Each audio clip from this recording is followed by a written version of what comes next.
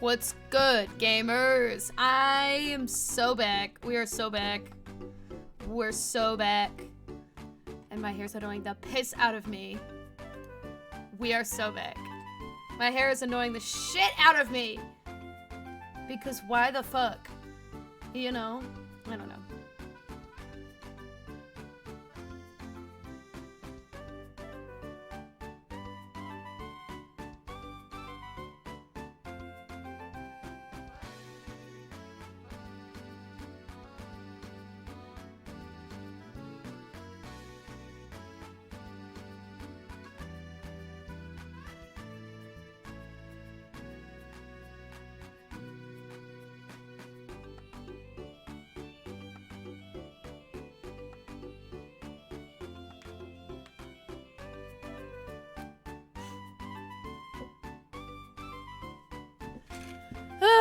Okay.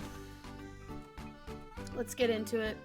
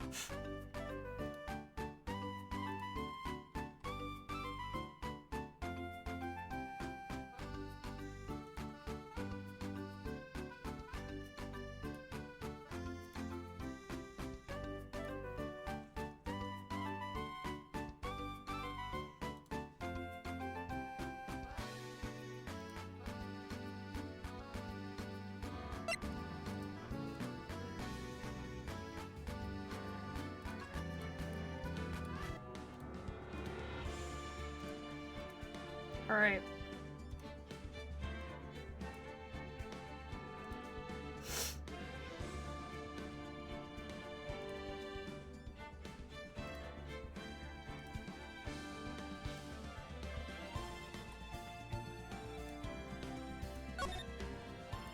All right. I am not ready for this. I don't want to do this. I'm kidding.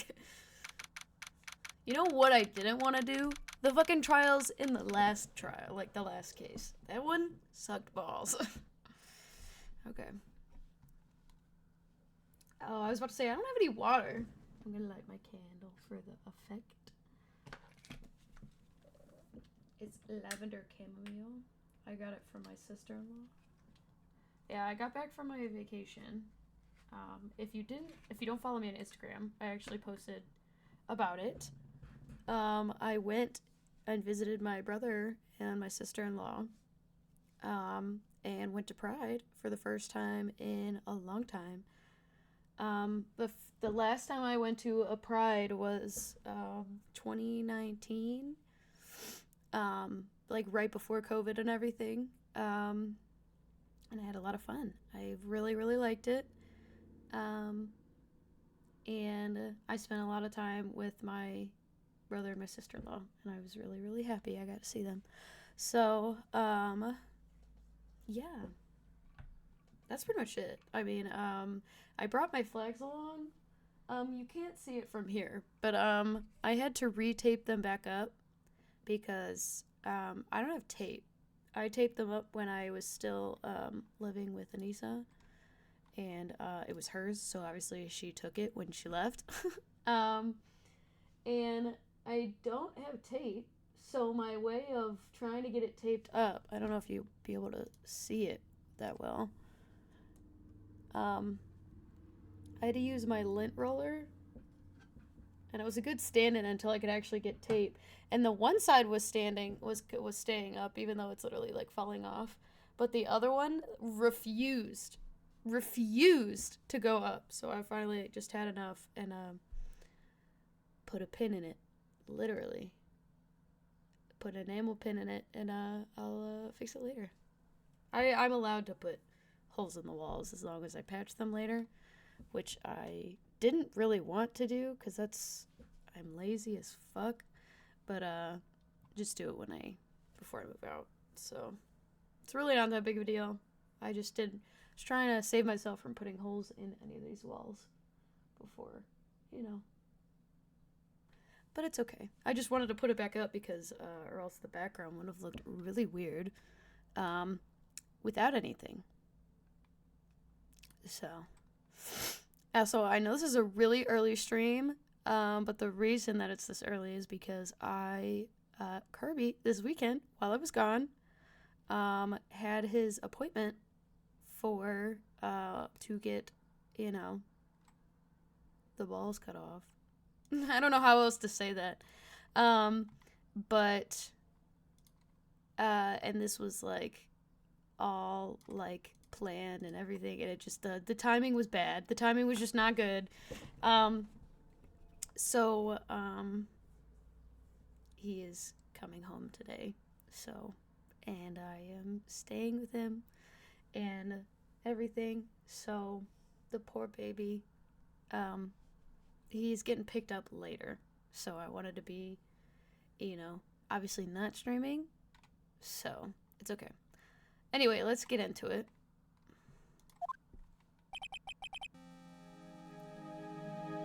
Fuck, what was the voice I had for him again? I think I remember what it was.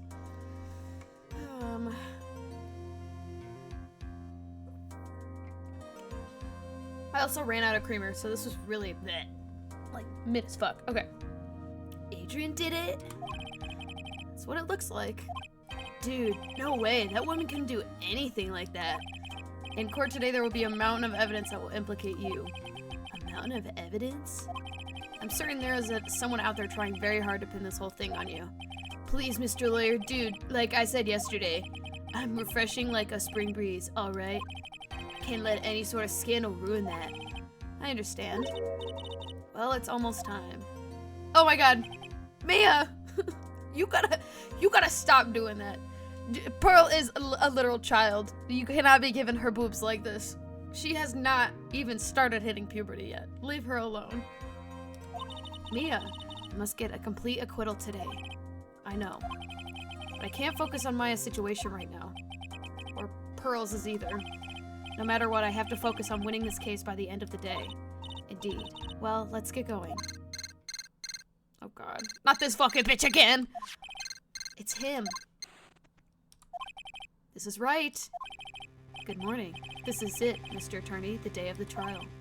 Maya, she's unharmed, right?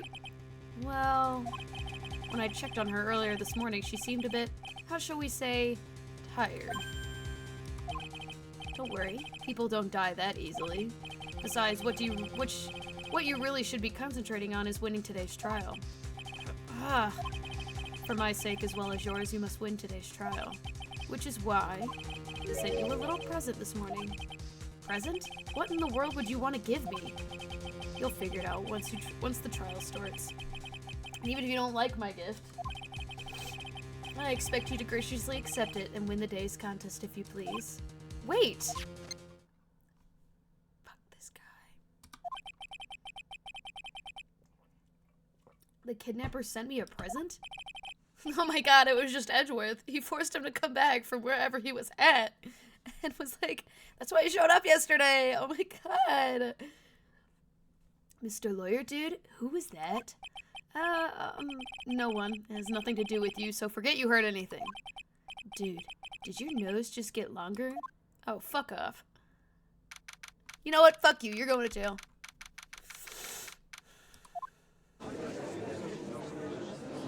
Where is the prosecution? Court is now in session for the trial of Matt on guard. Are the prosecution and defense ready? The defense is ready, Your Honor. Where hello? I say, Mr. Wright, what happened to Miss Von Karma? I don't know, Your Honor. Why are you getting mad at me? Your Honor. Please be quiet, bailiff. Court is in session.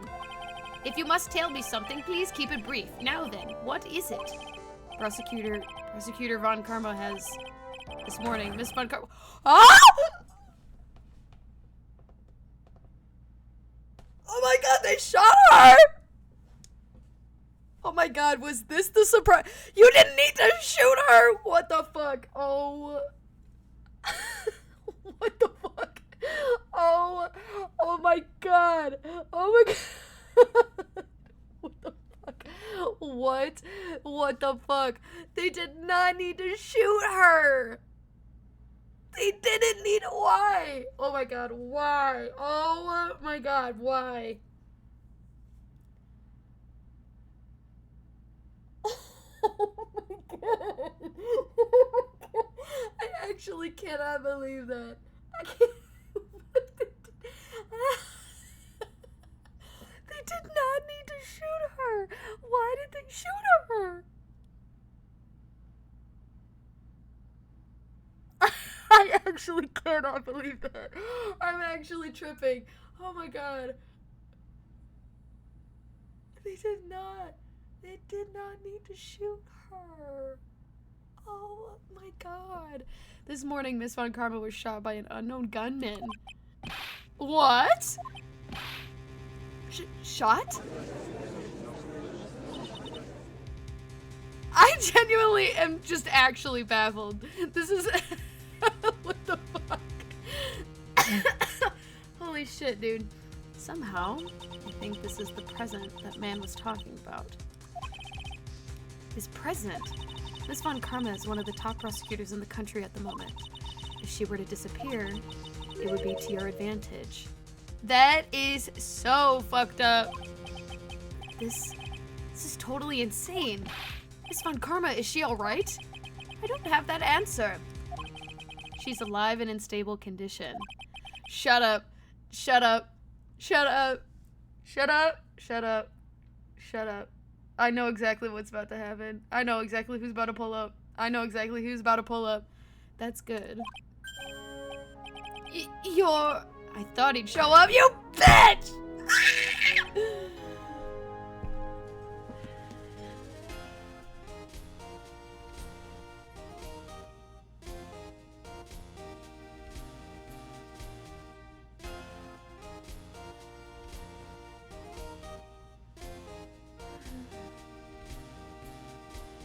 Man, this game stresses me out. Oh, holy shit, dude.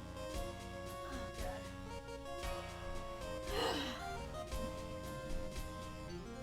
Okay, we just started. We just started. We just started. We just started. Holy shit, dude. We literally just started. Literally. My hair's annoying the shit out of me today, y'all. I cannot do this right now. Okay. Your Honor, due to the circumstances, Miss Francisca Von Karma cannot appear in court today. I, Miles Edgeworth, will be taking her place. Is it? Oh.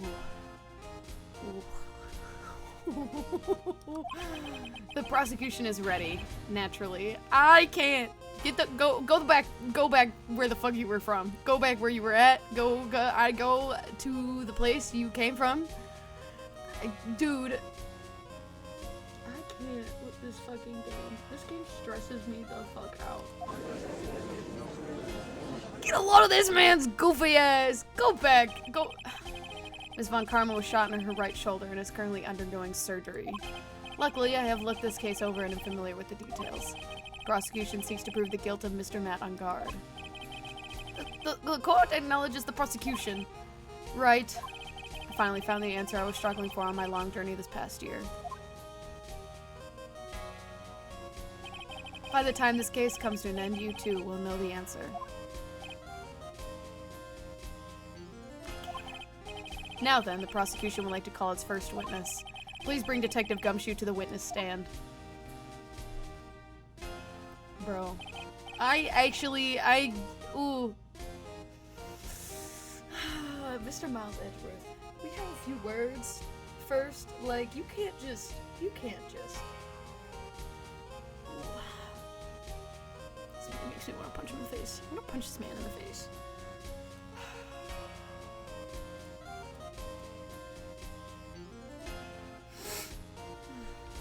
What is your name and occupation?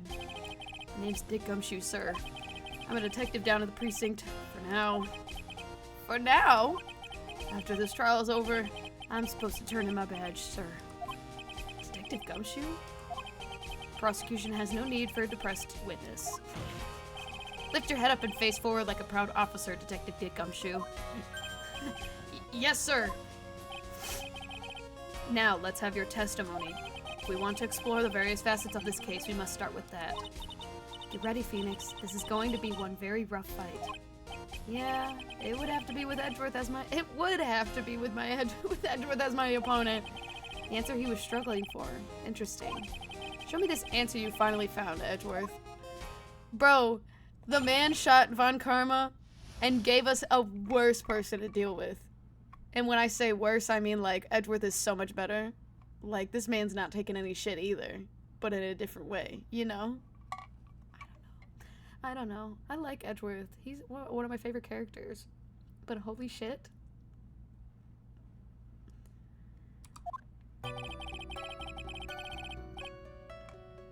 This murder happened after the Hero of Heroes award ceremony, sir. The victim, Juan Carita, was found dead in his hotel room. After looking at the cause of death, we believe he was definitely murdered, sir. At first, we thought there was something suspicious about the empty guitar case. However, we later found out that the guitar had nothing to do with the murder. Yeah, right. At this point, now I believe that it does. After the award ceremony ended, the victim was alone in his room? Yes, sir. Both the victim and the defendant went alone to their room, sir. I see. Mr. Wright, you may begin your cross-examination. Goddamn. I'm still trying to reel from that. You know? I actually cannot believe the way they got Edgeworth in on this case was to just fucking shoot her. Just to shoot Francisca.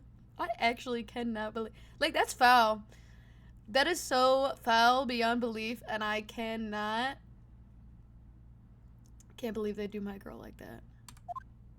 This murder happened after the Hero of Heroes award ceremony. Would you please give us a brief timeline of what happened after the ceremony? Okay, pal. Award ceremony started at 6 p.m. It ended around 8 p.m. and there was a short break. The special post-ceremony show was supposed to start in the lobby 30 minutes later. And that's when the victim's body was found, correct? Which is to say, the murder occurred during that 30-minute break period. Please continue with your testimony, detective. The victim, Juan Carita, was found dead in his hotel room. The person who discovered the victim's body was Adrian Andrews, correct? Yeah? Who is this Adrian Andrews you're talking about? She's the defendant, Matt Engarde's manager. She's a pretty lady, sir. So that was... okay. So she's a pretty lady. I wonder if she will grace us with her presence. When the post-ceremony show was about to start, she went to get Matt Engarde. Mr. Engarde. After visiting his room, she went next to the victim's room, sir, to get him for the show, sir. I see, and that's when she found the victim's body.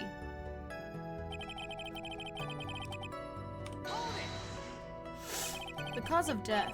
Wasn't that because Mr. Carita was stabbed in the chest? Only a careless amateur would believe something so brainless as that, pal. Take a good hard look at the crime photo. Now, real pro's attention would be drawn here to this banana. Oh, bandana. This bandana, holy shit. Banana. Okay, I wasn't the only one.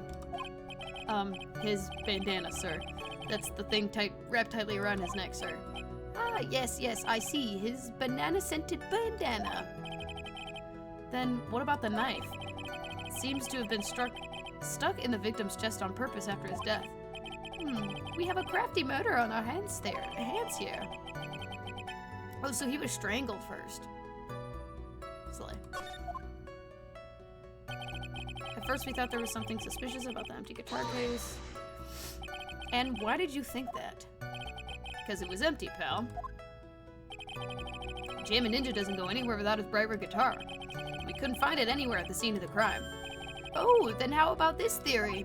A fan really wanted the guitar and did the crime to get it. How's that? We thought of that too, but... The only fingerprints on the guitar case were the victims. Only the victims? Huh. I see.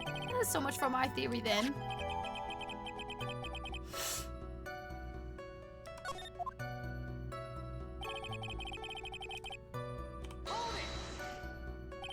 What convinced you that it had nothing to do with the case? Guitar wasn't at the Gatewater Hotel that night. Well then, where was it? Bribery guitar was eventually found at the TV studio. The victim, Juan Carita, had apparently only taken the case with him, sir. So you mean he forgot to put the guitar inside the case? Yes, sir. Even when he was on stage for the ceremony, he didn't have his guitar. So that guitar case was empty even before he got to the hotel. Yeah, that's right. So it really had nothing to do with the case after all. I believe that is enough. First, the victim was choked to death with his bandana. Then, after the victim was dead, the killer deliberately stabbed him with a knife.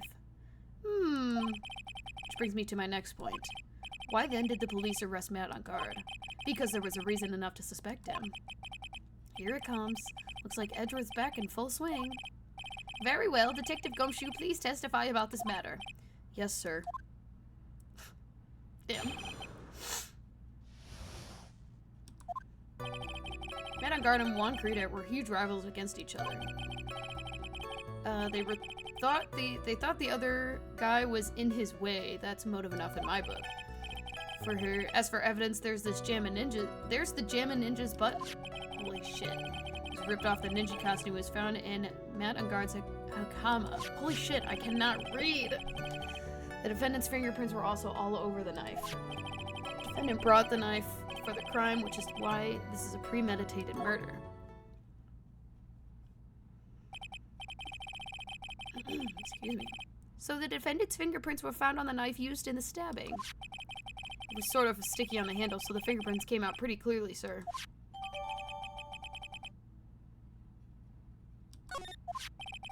And there's this button. That was found in the defendant's clothes, was it? And is this button also covered in blood? Yes, and we know that it's blood on the victim's... we know that the blood on it is the victim's blood, sir. What? All of this points very clearly to defendant, doesn't it? Yes, it most certainly does, Your Honor. Ready to give in yet, right? Okay, relax.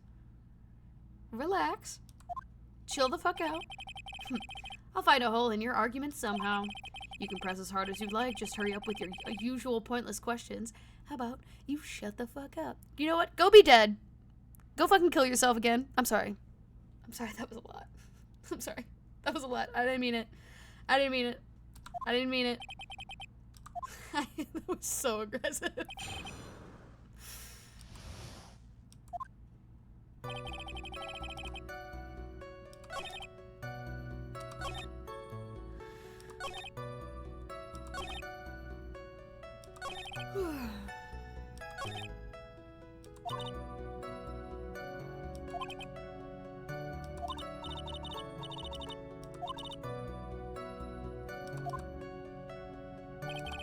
I don't know why I just didn't start pressing, whatever. But in terms of popularity, Mr. on Guard won, did he not? Yeah, but you know what's ironic, pal? Juan Carita was always on one step behind Mr. on Guard and everything. This year it seemed like he finally caught up, ready for that big final showdown. But Mr. Carita lost the Grand Prix in the end. That's too bad. He must have been pretty downhearted after losing.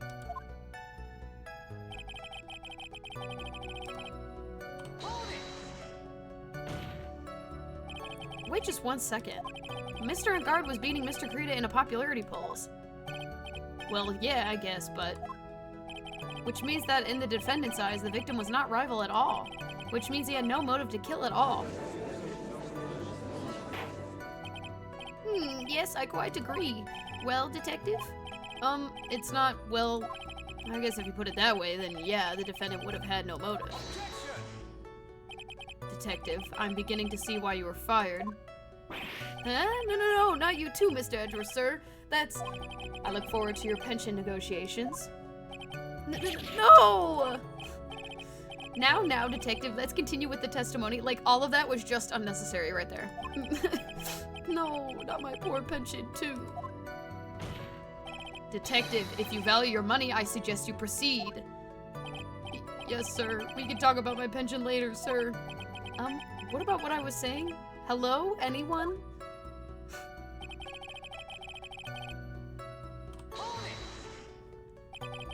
Do you have any proof that the button belonged to the victim? Huh? What do you mean, pal? Oh, let me put it this way. I'm asking if you had any evidence to back up your claim that this button was ripped off of the Jammin' Ninja's costume. Huh? But can't you tell just by looking at it? And the victim's blood on it. Anyone could have smeared that blood on there afterwards. Mr. Edgeworth, help me, sir. Alright, I knew it had to be this piece of evidence. Now to reel this one in. Thread. Huh? The button was attached to the costume by thread, obviously, and that thread snapped when the button was torn off. If you match up the ends of the thread on the costume with the thread on the button, it's a perfect match.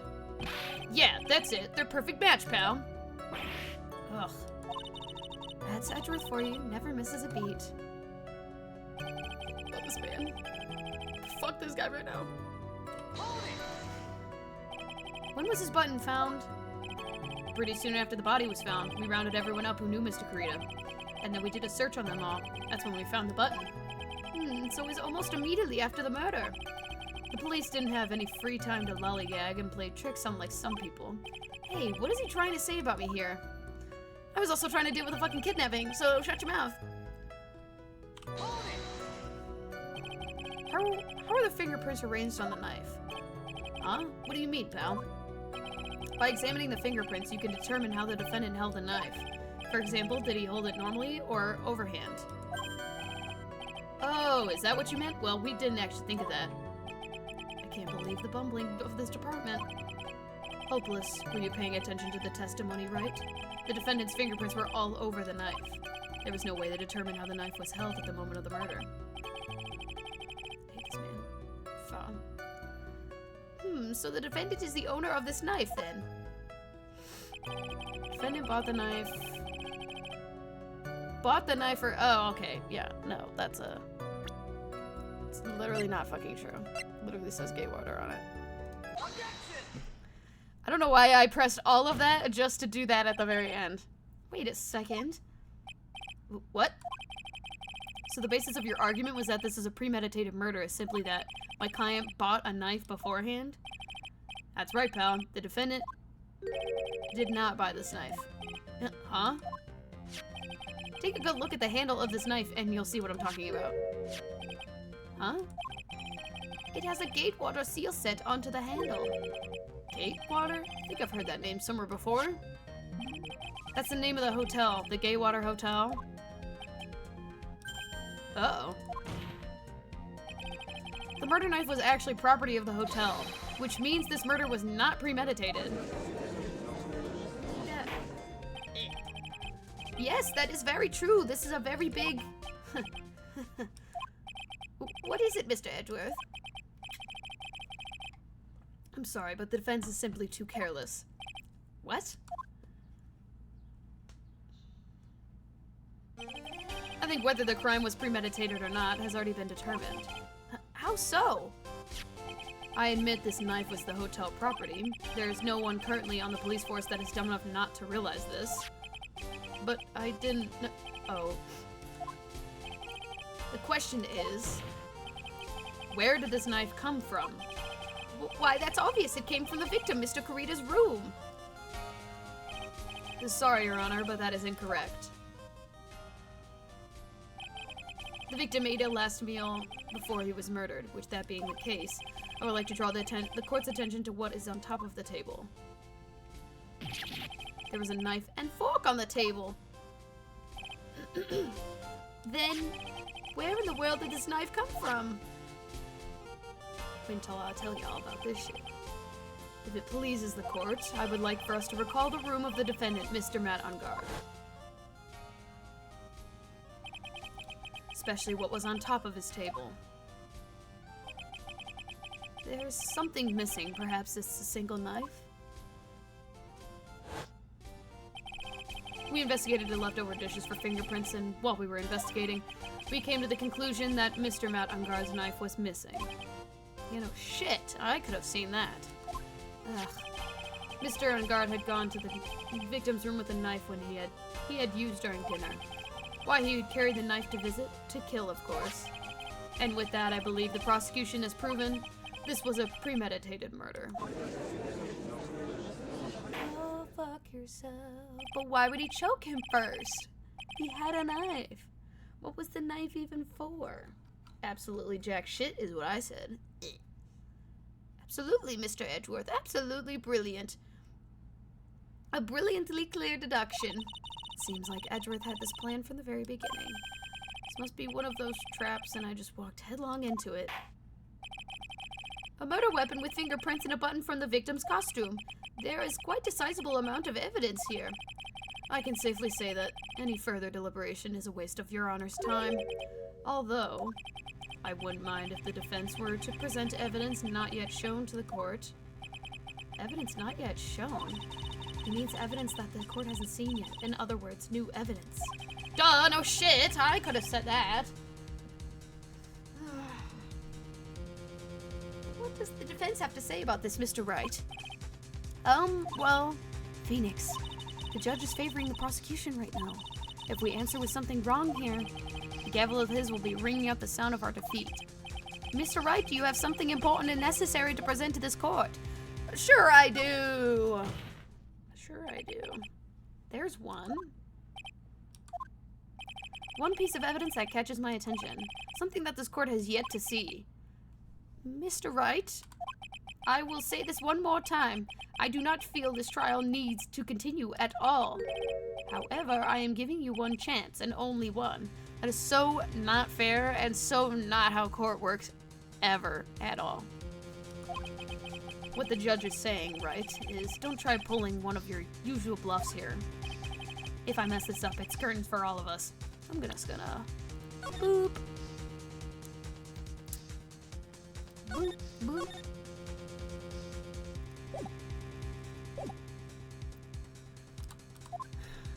You may now present one and only one piece of evidence. Oh my god, are you for real? Be so fucking for real. Do you see this shit right now? What is this?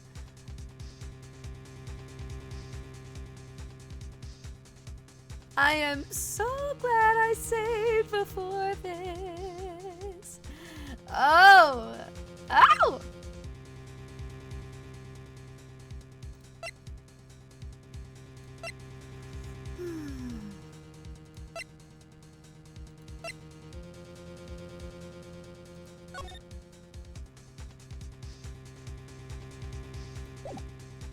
Oh, I have to be so careful.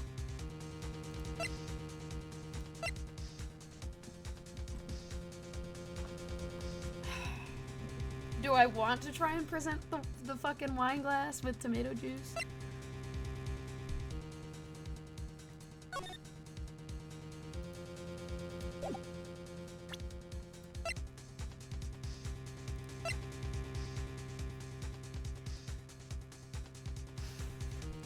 I want to show the autopsy report because I have so many questions. Because he was strangled with the scarf and then stabbed with the knife. Because that doesn't make any sense. I don't know. It doesn't make sense in the realm of the knife being the main important part, because he could have been killed before that and then framed because whatever. Gloves, people, gloves.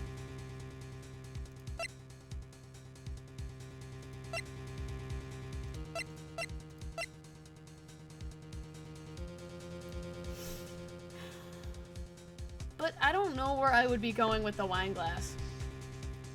Okay, we saved, and I want to do this on my own.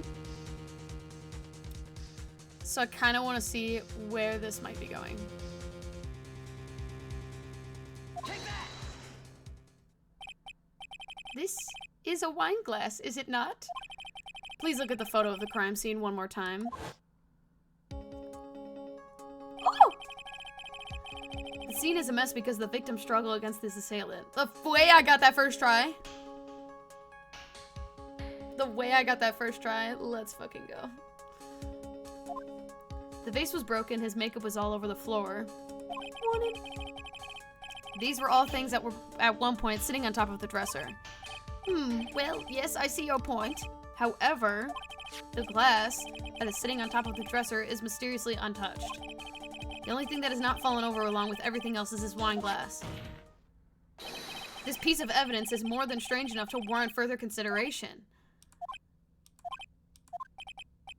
Well, what do you all have to say?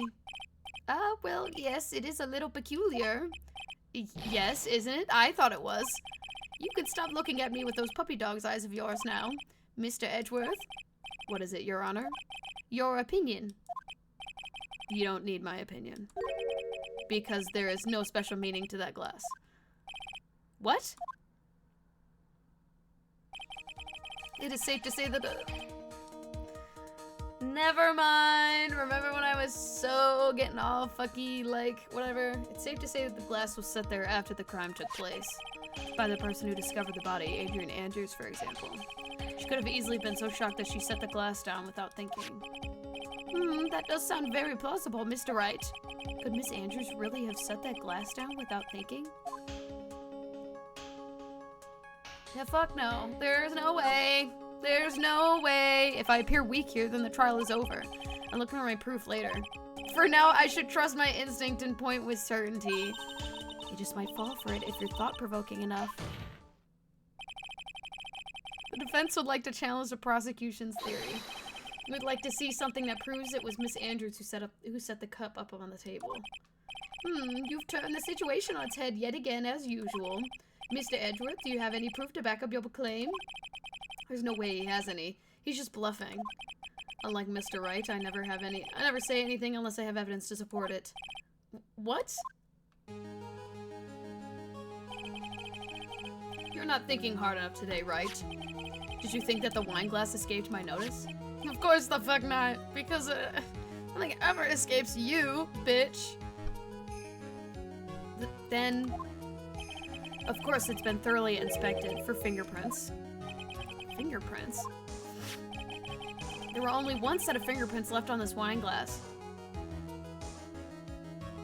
Hold on, I'm gonna check something.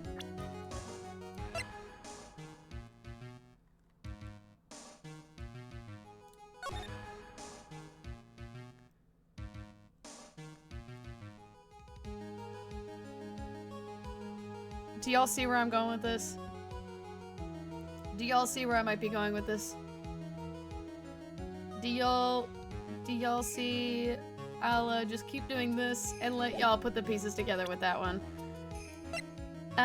Do y'all see where I'm going with this?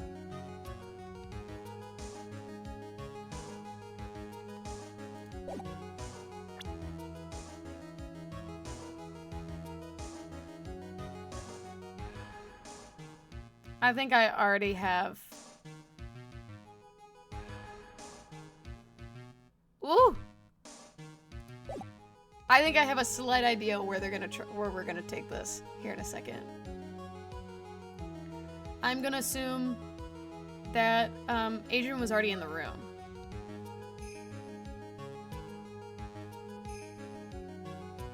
And this is probably what's gonna lead to the fact that Adrian was the one that killed. And, okay. Yeah, okay. There's only one set of fingerprints left on this wine glass. Only one? Well, whose were they? They were not the victims nor the defendants, rather they were one of Adrian Andrews. What? That is why I said that the person who had discovered the body had left it there. Are we done here, Mr. Wright? Ugh, I can't believe I fell into another trap. Miss Andrews was probably holding the glass when she went to see Mr. Kurita. Upon seeing his dead body, she was stunned and set the glass down on the dresser. What you just said makes a lot of sense. Now you see, right? You can't change any part of my scenario as it explains everything all too well. Anyway, I was gonna make a joke, but I couldn't. Thought long and hard this past year about what it means to be a prosecutor, and from here on out I will show you the answer I have come to discover. Wait a second, Mr. Edgeworth. I think the prosecution has provided enough evidence for me to enter my verdict. No! You can't, like, possibly... That's not how fucking court works. Like, at all. Like, not even in the slightest. That is not how court works.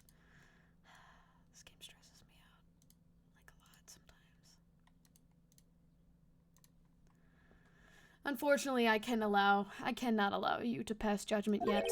Prosecution has yet another witness we would like the court to hear from. Another witness? Yes. Bailiff, please bring in the next witness. What in the world is Mr. Edgeworth thinking? I know what he's thinking. Oh, never mind. I don't know what he's thinking.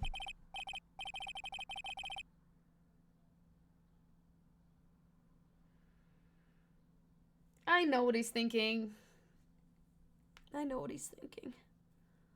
I know what he's thinking. This man doesn't want to, like, complete the trial unless every single piece of evidence has been shown. No witness is going unnoticed. No piece of evidence is not going to be seen, you know.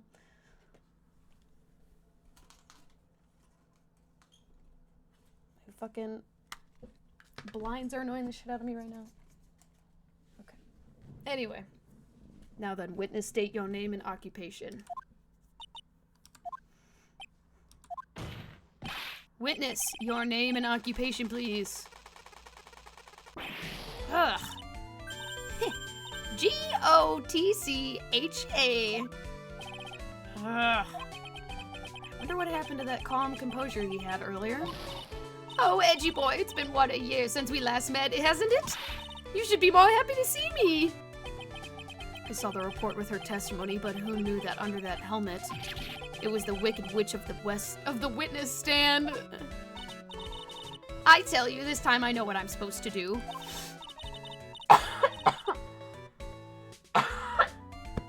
Oh my god, I'm so sorry. Today I'm going to tell you anything and everything, even things that don't have to do with the terrible crime. Miss Witness, that terrible crime is all the court needs to know. Ooh, shush, I'm talking to my dear Edgy Wedgie right now. Don't interrupt us, Gramps. Yes, ma'am. No, please, by all means, interrupt her, please. Anyway, witness, your testimony, please. It's true what they say, the youth is hot-headed nowadays, not that I mind at all, Edgy. Now then, what should I start with?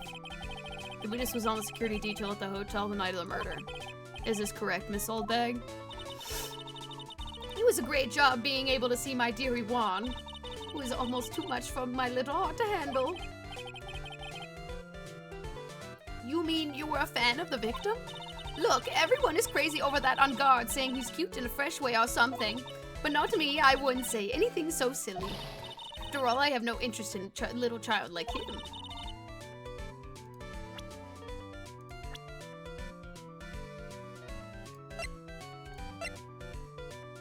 They're the same age. They are literally the same age. Who's gonna tell her? I think the only one who's like actually like not I mean they're not children, but like they're literally the same age.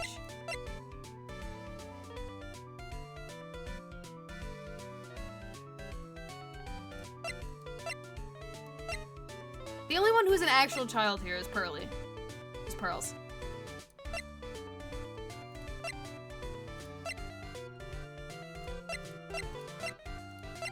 I didn't realize everyone was in their fucking like mid-20s right now. Like early to mid-20s except for Gumshoe. Even Will Powers, who looks like he is in his late 20s, is fucking 24. That's crazy. I'm only interested in a real man, Juan Corrida. But those two were the same age. Oh, okay! I thought we were gonna gloss over that, actually. That's why I looked. Anyway, as I was saying, I was pacing in front of his room that night. Very well, please tell the court what you witnessed the night of the murder. Leave it to me, Edgy Poo. Kill yourself. Wow, who said that? Anyway, after the ceremony, I went to pace around the hallway in front of his room. There was something I was interested in finding out, you know. Well, since I was on the job, I made sure to keep a good eye out the whole time. That's when someone showed up. It was a man coming out of poor Juan's room. He was on guard, Matt, on guard. He was trying to sneak his way out of Juan's room. I don't believe anything this bitch says. Ever. Didn't she quite literally tell us earlier that she didn't see anything? Or am I just thinking of someone else? I don't know. So Mr. Guy came out of the victim's room. See? It has to be him. He's the murderer. I see. Well, Mr. Wright, you may begin your cross-examination. I hate these old ass bitches. Anyway, after the ceremony, I went to pace around the hallway in front of his room, which is not true because you were literally talking to us. Oldbag, Miss Oldbag, what was your post on that night? The lobby. I was supposed to be I was supposed to help set up the stage for that trifling show, but I refused to help. I'll have you know, it was for that level-headed samurai show. Heh, I even took out a few of the nails.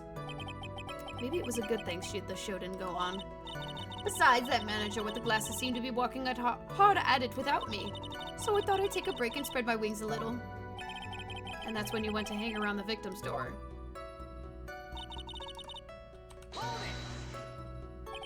Something you were interested in? And just what was that? It's not some little thing I could just go around telling everyone you know.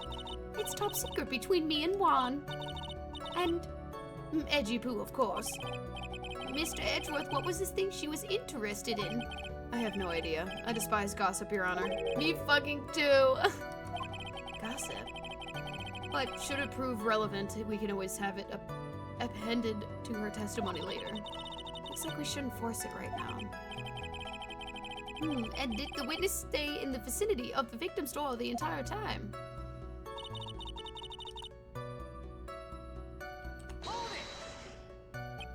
Oh, then would you tell us the number of people who went in and out of Mr. Kurita's room? I have no idea. I wasn't born so I could account for things who don't pay attention in class. That's why ever since I turned 20, I quit keeping track of how old I really am. Yeah, that would make sense. Well, that would explain why your age is not included in the report. In any case, the witness then saw someone, correct?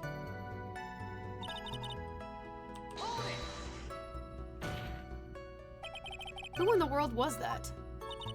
I'm not allowed to say. That sort of information has to be carefully guarded from the masses, Sonny.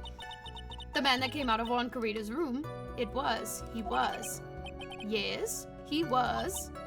Ah, I'm too scared. I can't say his name out loud. Oh, what wouldn't give to have Francisca's whip right about now. Well, I guess I can tell you since he was such a bad boy anyway. You literally say it. Anyway. You saw my client? Are you sure about that? Yesy.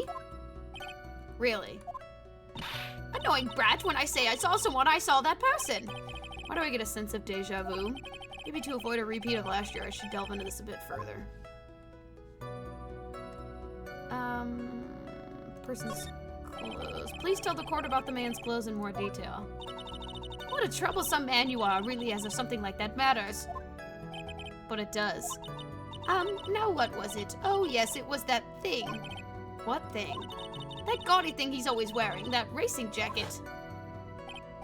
He was wearing that jacket in the detention center too. That thing's meant for nothing but seducing women out of their pantaloons. Men. So true, bestie. Right. So, Mr. Wright, was the testimony just now important or relevant in any way? I don't think at all.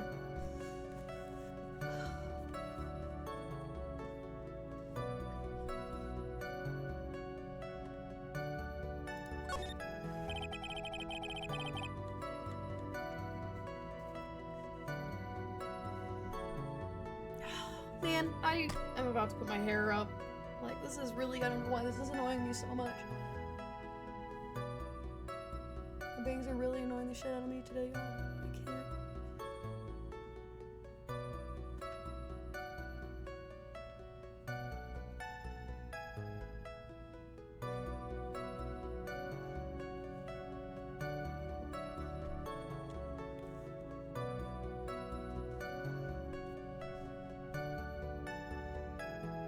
Okay, that's fine. Guess it wasn't really that important after all. Mr. Wright, do you know why we say time is valuable? If not, I suggest you learn. You've wasted 3 minutes of this woman's youth. That's more valuable than gold to me. Why do I suddenly feel old in the presence of her childish whining? She may not remember things or be mistaken here and there, but I don't think she's lying. It's bad for us, really bad. But that's how the human mind is. It also has a tendency to jump off topic. She strayed onto a few interesting side topics this time too, hasn't she? That's what makes her a sweet old lady, right? It's because you're not the one who has to question her. Very true, bestie. I'm gonna go ask. Oh.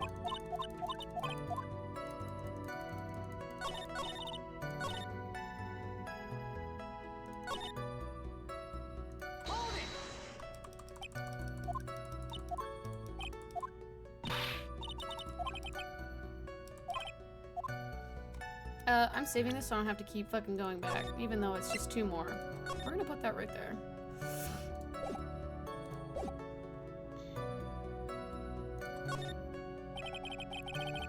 What was the man you saw carrying? In which hand, his right or his left? Now this is a real mess. I mean, I can't be expected to answer such a vague question. Indeed, please be more specific with your question, Mr. Wright. Sorry. What was the man carrying in his right hand? He wasn't carrying anything in that hand. Are you fucking kidding me? Then how about his left? Empty. This whole thing has been a whole lot of nothing. So, Mr. Wright. Yeah, no, I'm not gonna fucking bother.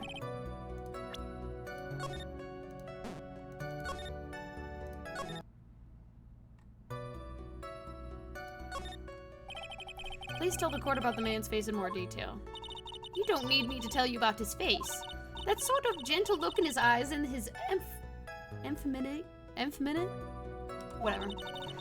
His right eye covered by his silky hair, that sparkling, shiny teeth. His teeth were shining?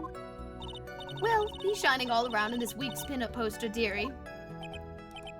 This week's pinup? What? Why do you? I mean, I don't care how he looks in this week's issue. Please stay on what you saw. Please stay with what you saw that night. What? On God's face is the same no matter where he is, you know, you whippersnapper.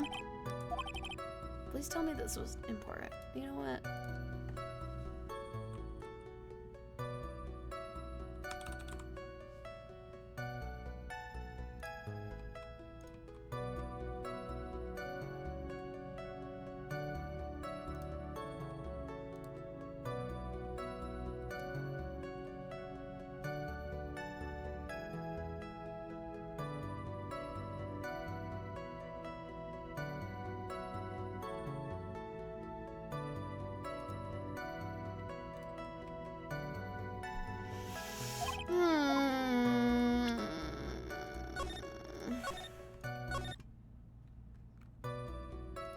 Okay, apparently the clothes were important.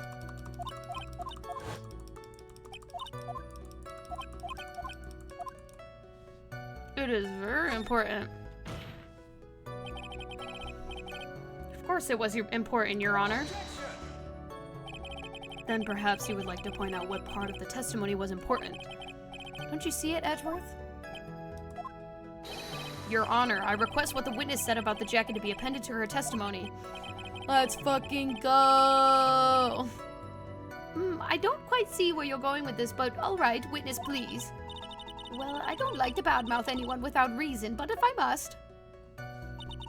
He was wearing this flashy racing jacket. Honestly, it's all just for show. And then it says...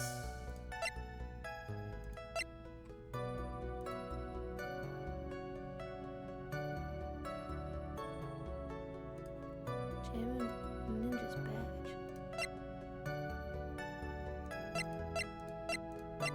Do I not have that?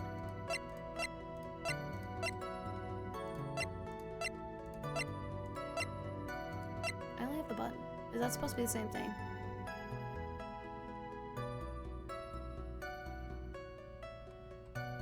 Oh, I'm assuming this is gonna be the same thing.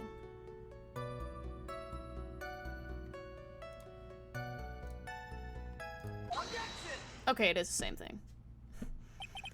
Miss Oldbag. What? Don't say my name for no reason. Do you know what this is? Ah! It's button number 2 on Gem and Ninja's costume. Now I know she's obsessed fan. She identified it with a simple glance. Give it here, give it here. If you don't give it to me, I'll punish you with this. I hope she fucking just passes away very soon. Can't stand her old ass. She's so fucking annoying.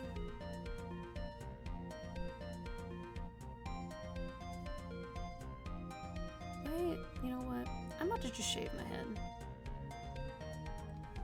I literally can't today.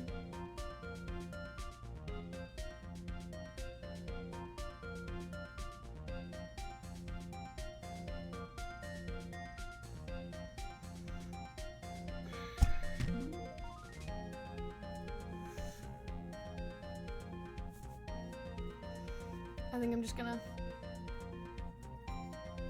I really don't know why my hair is bothering me so much today. Maybe I just need to do my hair so my bangs can at least stay out of my face. You know what I'm saying?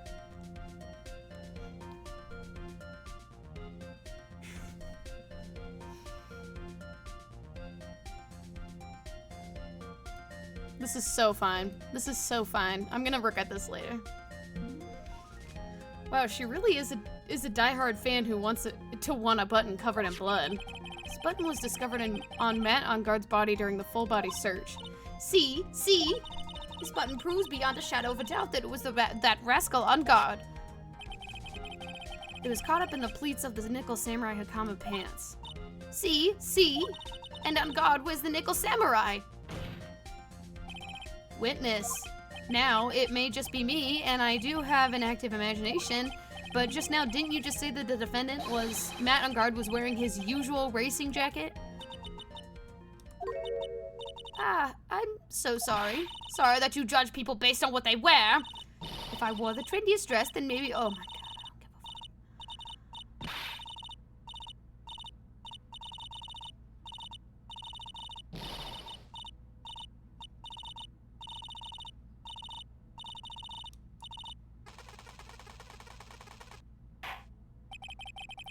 Now hold your tongue still there for 1 second. So what you saw in actuality was not Mr. On Guard, the man, but Mr. On Guard, the Nickel Samurai? But when you think about it, they're really one and the same anyway. Miss Oldbag, this is a very important point we're talking about. Edgy Poo, do you think so too? Well, it might be something worth considering. Just say it's important and agree with me for a change. Witness, think carefully and try to remember as much as you can before you testify. All right, if you insist. I should be the one sighing, not you. I forgot I was wearing this on my head. I'm not even gonna lie. Also, the brown does not match my fucking sweatshirt. On guard. Yes, now I remember. The Nickel Samurai, that's right. It was the Nickel Samurai that I saw. Yes, it would have been convenient for him to wear his costume during the murder. He had to go to that post-ceremony stage show right after the crime, you know. So he must have worn that Nickel Samurai costume when he was stabbing poor Juan. Oh, man. I knew it. I knew you'd say he was inside that costume. What? Did you think there could have been someone else inside that costume? Don't be a bad little boy thinking it's such rude things. But the possibility does exist. Youngins today, I told you there is no way it could have been anyone else. How do you know that? Because I said so, and what I say is the truth. At least she's just as delightful a witness as she was a year ago. Mr. Wright, you may cross-examine the witness. I actually can't stand Oldbeck. She's so fucking annoying. Oh god, I now remember.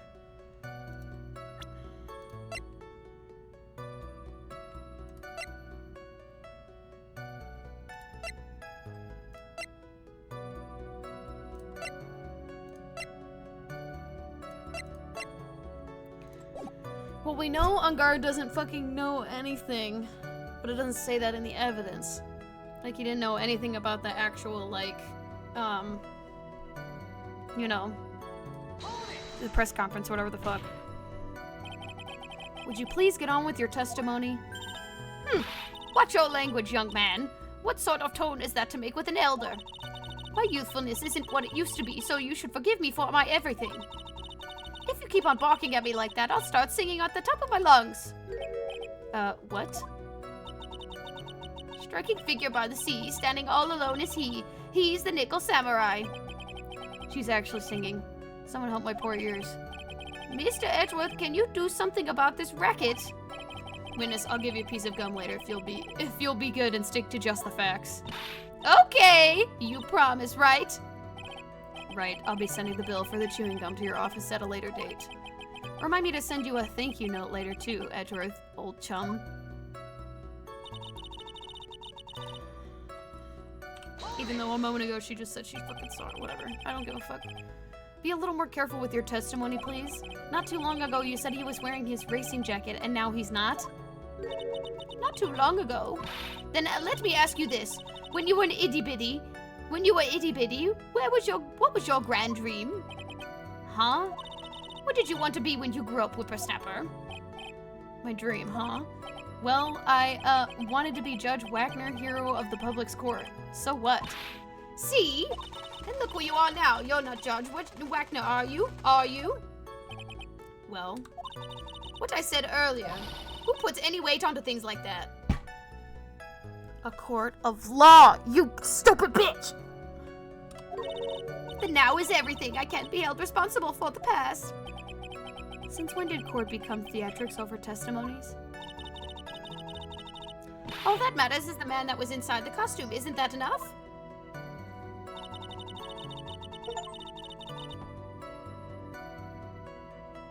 I got a whole fucking achievement for that? Are you serious?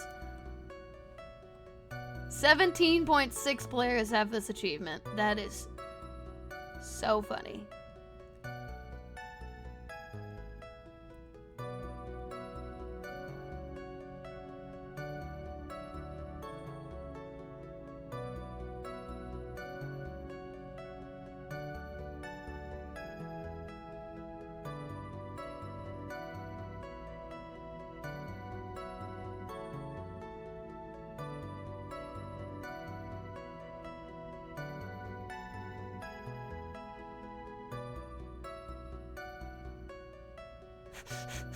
Sorry, I'm looking through some of these achievements now. Holy shit.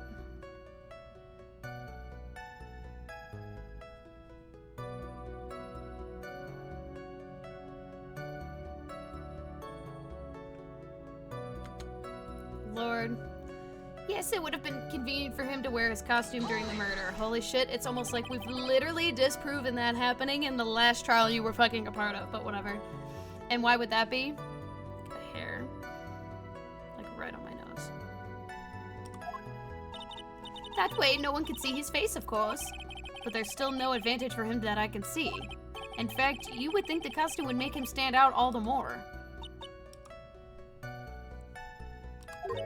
You are such an annoying child, you know that? You disagree with everything I say. Isn't that what you're always doing to me? I got it. Maybe it was more troublesome for him to change in and out of his costume.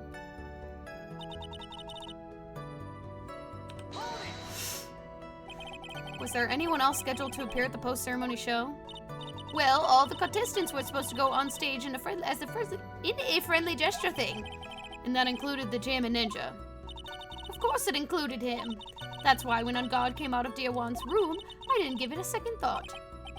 I see. Well, anyway.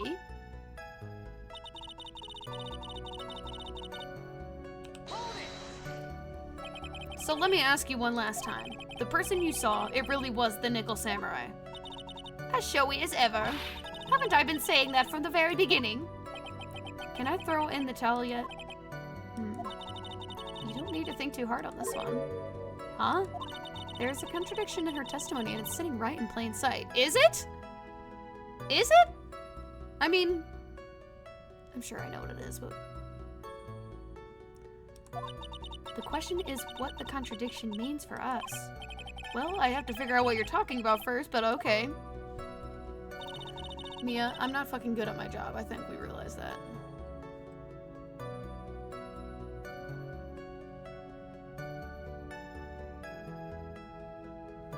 Okay, slay. I figured that's what that was.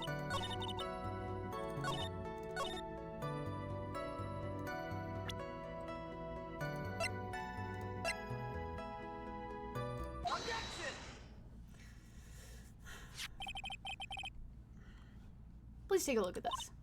Yeah, so it's a knife. Big deal. If you're trying to scare me with that, I'll have you know it won't work. No. That's not my intention at all. That's the knife that was used in the murder, correct? Your Honor, do you know why this piece of evidence is important to the case? You don't even have to ask. It's because the defendant's fingerprints are on it. Is that what you're driving at? That is exactly what I'm driving at. What are we driving at? Whose car are we driving? If Mr. On Guard is really in the Nickel Samurai costume at the time of the murder, then it's impossible for his fingerprints to have been left on this knife. Actually, he would have wiped all the previous fingerprints. He would have wiped all previous fingerprints on this knife right off. Oh, that's right. The Nickel Samurai wears gloves, doesn't he? Probably took his gloves off right before he began the stabbing. And why would he do something like that? To leave his prints on the murder weapon? There's no way he would do something like that.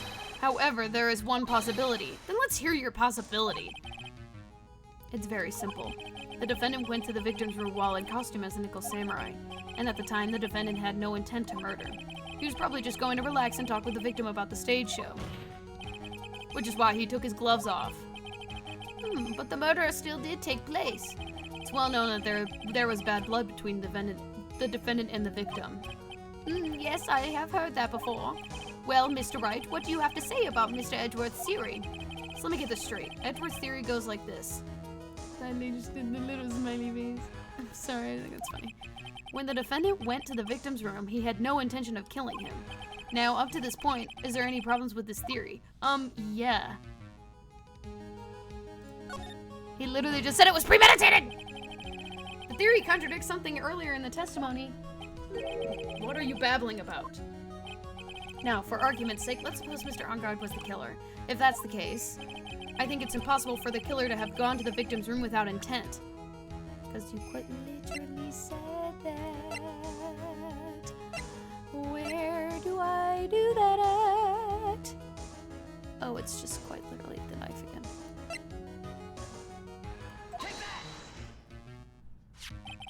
This knife was used by Mr. On Guard at dinner.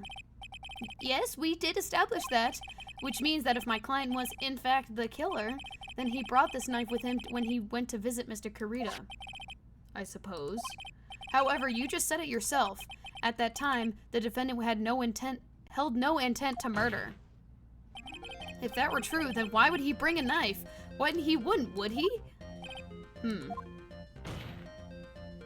Which means, Mr. Edgeworth, your theory was flawed from a supposition.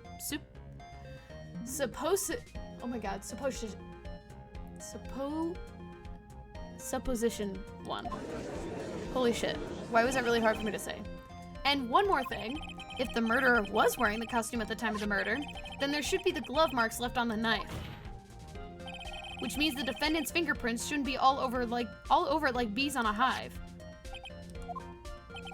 And that brings me to my final point. This knife was planted by the real killer to hide their identity and mislead us. Order, I say. Order in the court.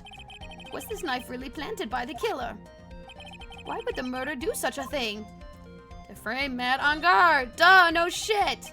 It's to frame my client, Mr. On Guard, of course. To frame... aren't you forcing the interpretation just a little too hard on this one? We just established that the witness saw the Nickel Samurai in costume, and if that were true, then there shouldn't be a single fingerprint on this knife. Witness!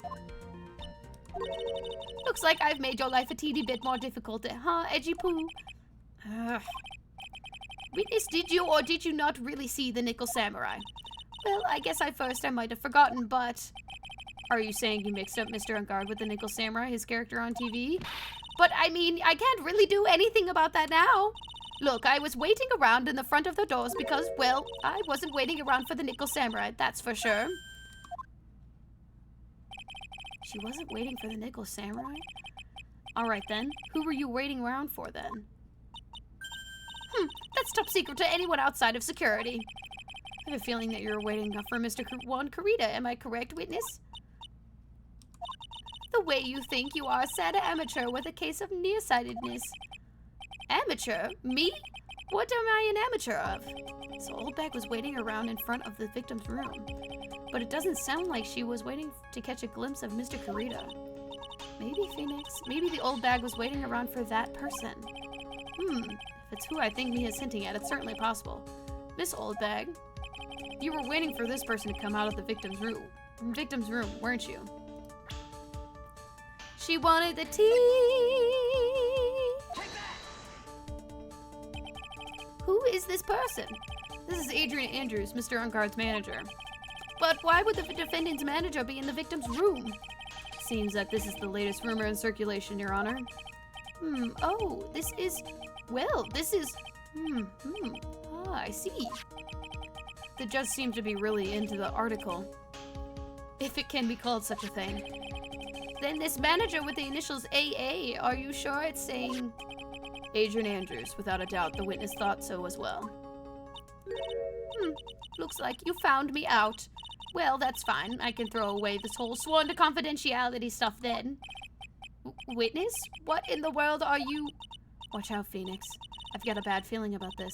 A very bad feeling. I got some information, some very secret information from a certain source. So that's why I was doing my own little investigation, in secret, of course. But what for? Oh, just for myself, personal reasons and all that. Well, Mr. Edgeworth, how will you proceed from here? I really don't want to do this. However, I can't simply let this point slide. I see. Very well then. Witness, please testify about the secret information. Get ready. This is going to take the wind out of you youngins. I'm sure we're all capable of handling this.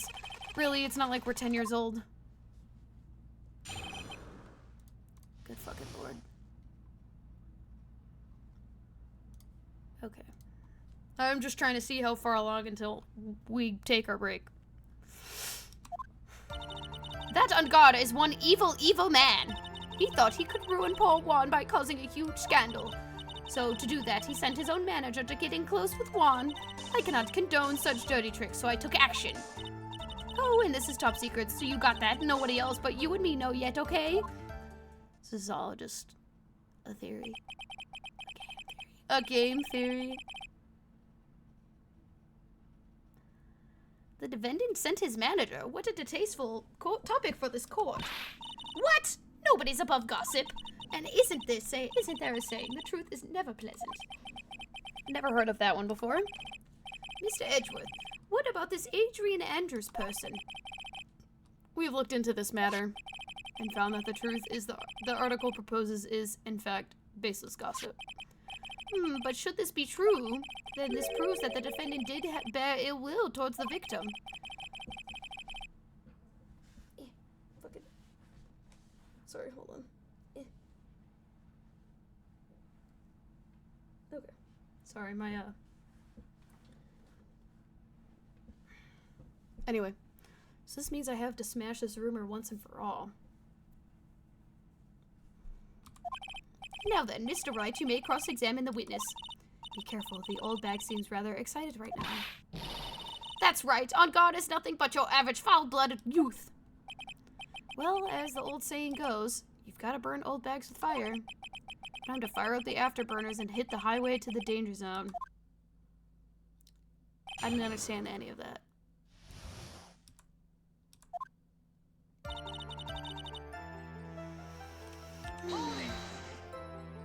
You can't say something like that without proof. That's just slander. But it's true. That woman was getting intimate with poor Juan. Look, it says so right here, doesn't it? Manager to the stars, Miss AA. But the name of the magazine this came from is called Gossipland.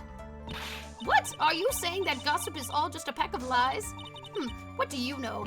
I suppose next you'll swear to me that the news is 100% truth. God. Honestly, Sonny, you can't discriminate between the news and gossip. Yes, discrimination is bad, Mr. Wright. Discriminate? When did I do anything like that?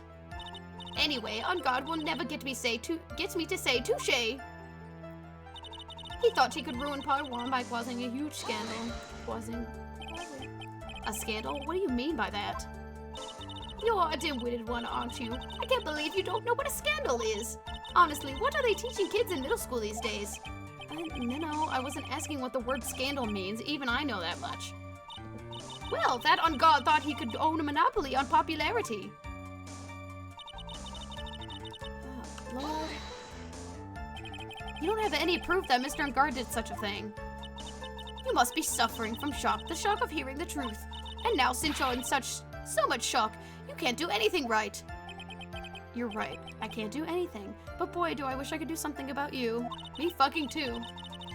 Alright, Sonny, show me what you've got. Can you show me proof that On Guard didn't bear any ill will towards Juan? Sure. I'm not going to let you push me around that easily. Actually, I probably should have at least looked or something.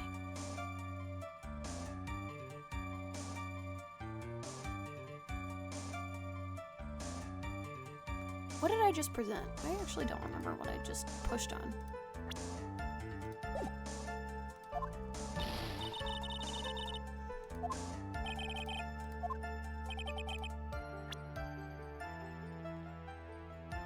It's the way that I don't think... This was not the one I needed to do that on, apparently.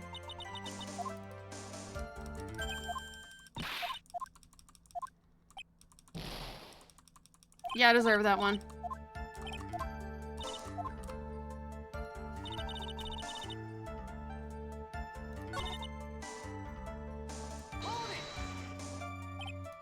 Wait.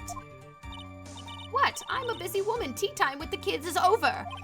Secret information that no one else knows yet. If that's true, then how do you know this secret information? Huh? Well, that's because I'm a pro. Yes, that's it. It's a secret. Even if you drill a hole into my brain, you'll never find out. How in the world did that old bag get such a secret piece of information? So no one else is supposed to know this secret information, correct? If that's true, then why do you know it, Miss Oldbag? Why are you looking at me like that? Stop that! Witness. I hate to say it, but this is how you came to acquire your secret info, isn't it? And apparently I'm supposed to present the camera. This investigative photographer Lotta Hart. Oh yes, I remember that mischievous girl. She reported that she had lost a certain note she had written to herself. She reported such a thing?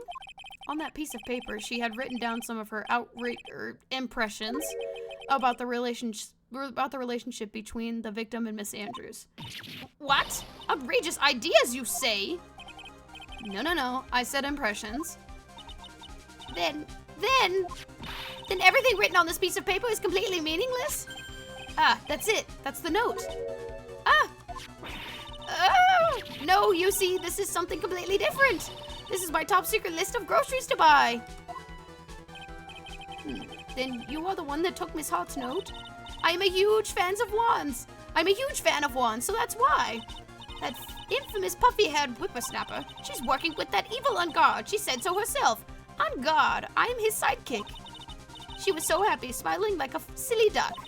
I was only checking that to see what she had written. Get off the fucking stand.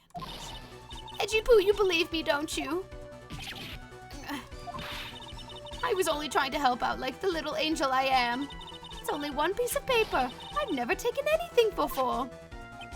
You really should come with a supply of cheese to match your vintage wine. He's got some dope-ass one-liners sometimes. Well, it was only a piece of paper. I suppose we can overlook this just this once. She looks like she's really sorry. Should I forgive her? Fuck no. Fuck no. If I let her up now, she'll get away. I'll have to find some way to inflict a deafening blow to the prosecution.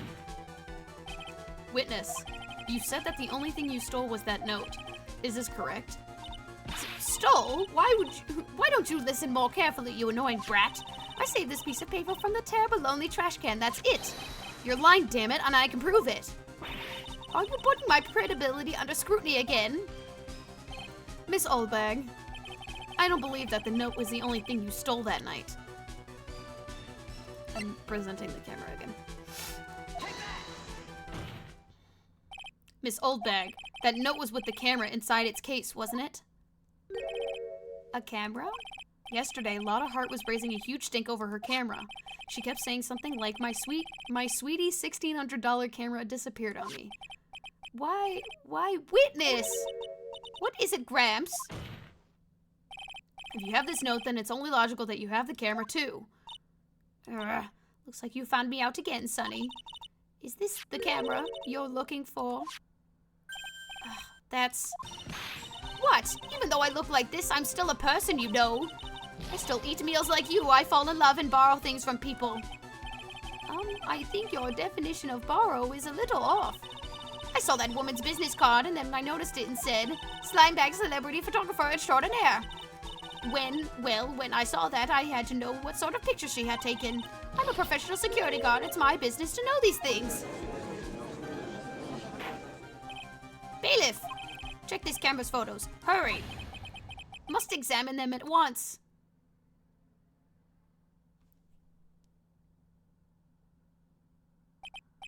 Well, Mr. Edgeworth, what do we have? There's only one photo that seems to be relevant to this case.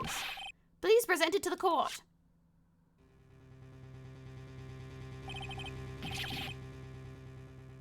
She looks so femme. This is the Nickel Samurai. See, I told you, that's the guy I saw. This proves that the witness was not lying earlier about this matter. What does this all mean, Mr. Edgeworth? Excuse me, this photo by itself does not prove that the person in it is the defendant. However, in his own confession, Mr. Angard clearly stated that at the time of the murder, he was still in his Nickel Samurai costume. If that is the case, then this Nickel Samurai is the defendant.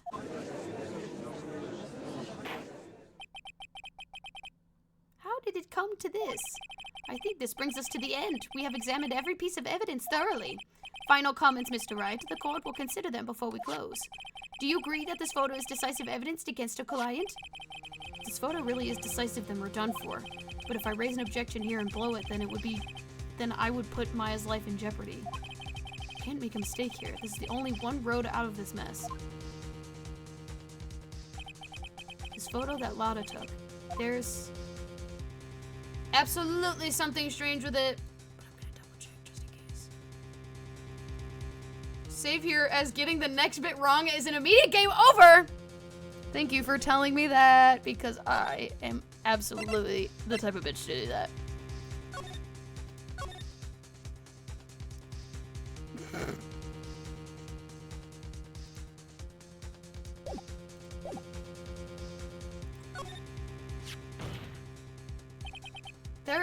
There's something strange with this photo. I knew this was coming, right? Your thoughts, Mr. Edgeworth? I think we can all agree there is nothing strange with this photo. There's no way for the defense to debunk this photo, even with a bunker buster. Debunk with a bunker buster? Is that what you're planning to do, Mr. Wright? Anyway, please look at the photo one more time. If you really believe you can honestly find something wrong with this photo, then you should only need one chance, correct? This needs to why is this happening so much? This is actually foul. Well, I have to find something wrong with this photo. I can't let this chance go by. Where in the heck did she take this photo from anyway? It's all out of focus. Why can't she take a good shot, especially when it counts? I think it's pretty in focus. Now then, let's hear your objection. What about this photo is strange?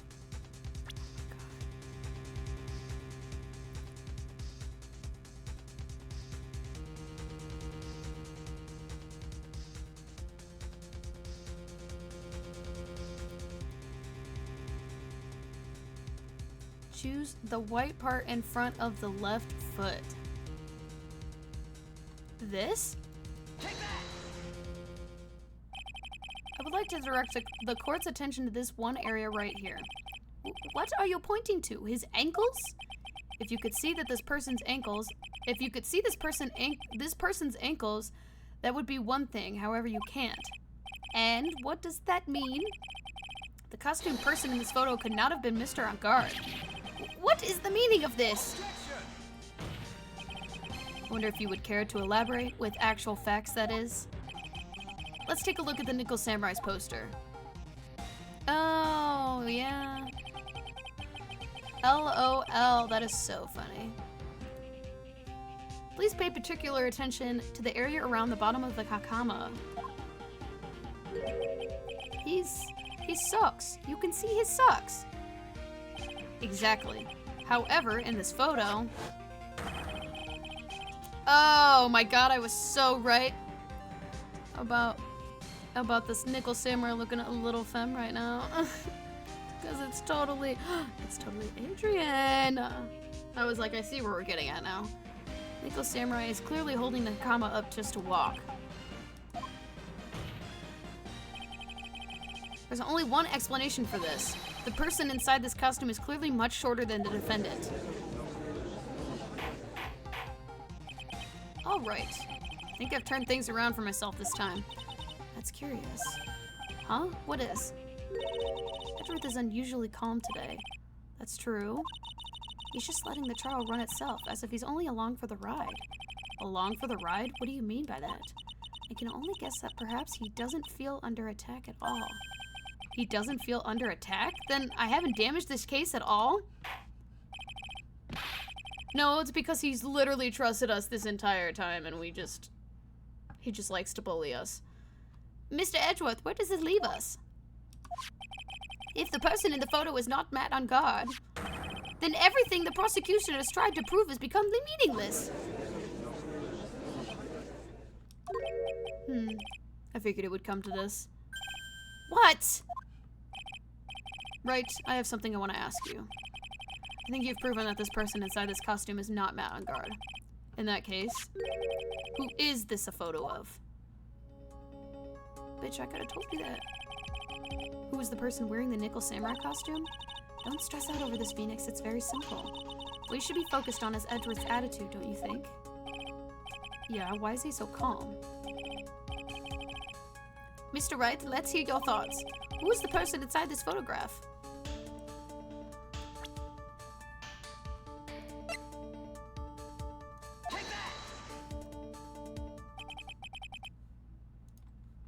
Adrian Andrews?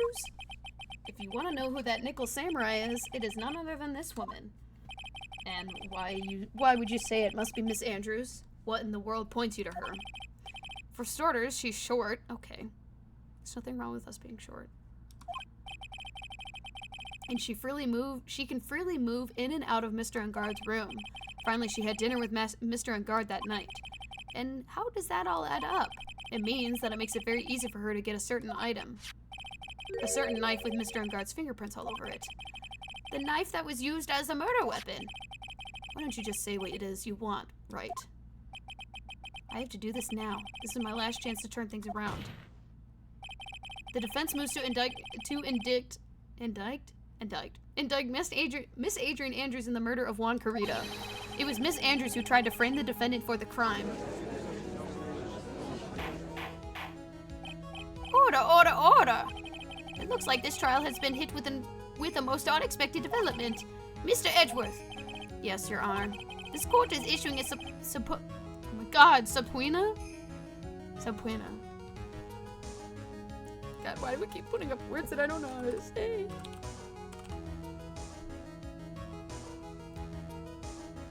Subpoena. Subpoena!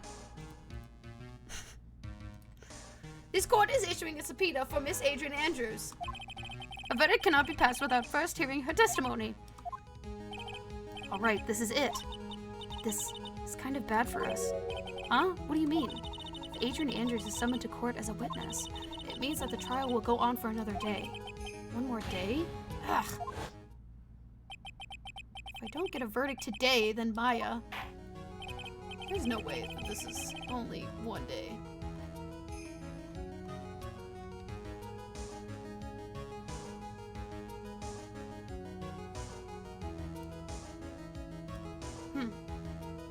then, we shall set Miss Adrian Andrews' testimony for tomorrow. What am I supposed to do? The judge is about to adjourn the court. Raise an objection. Now then. Please, Your Honor, continue the trial. You must pass a verdict today. I can't do that. We cannot hear Miss Adrian's testimony. I knew it. I abhor wasting such valuable time. Edgeworth? I always knew this man was on our side. Your Honor, I request that you please continue with today's trial. But we cannot continue due to this unexpected development. Unexpected development? I think you underestimate me, Your Honor.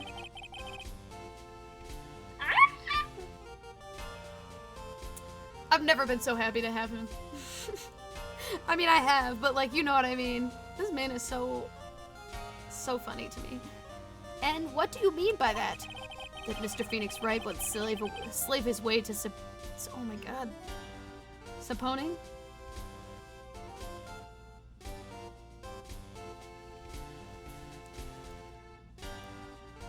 Subpoena. Subpoening?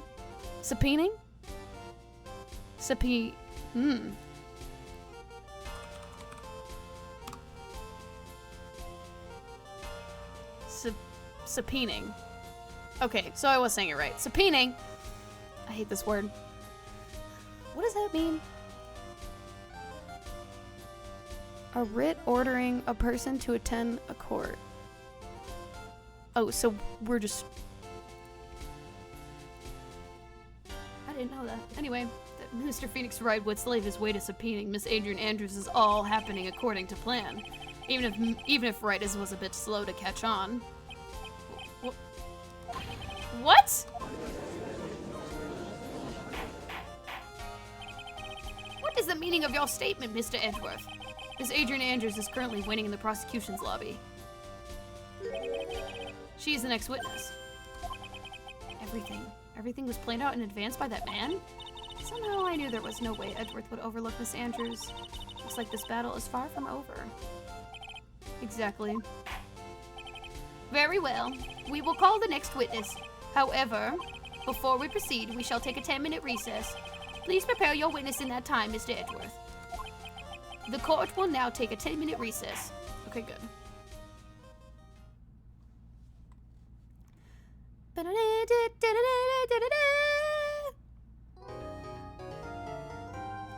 Close enough. Yes.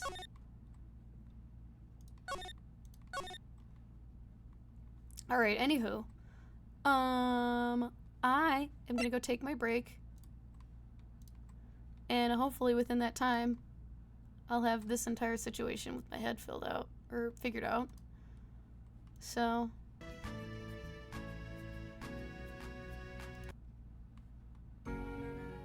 Actually, let's finish this one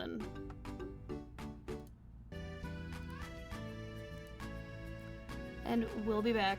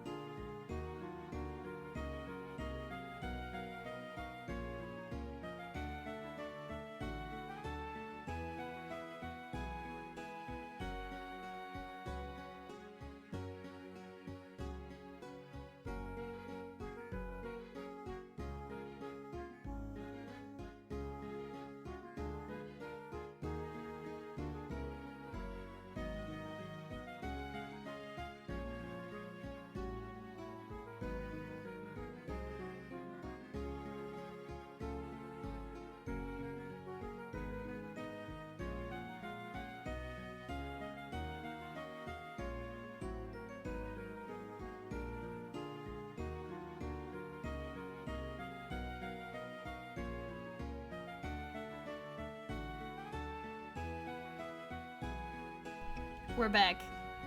I fixed my hair. I feel better. I think I forgot to unplug the straightener though real quick.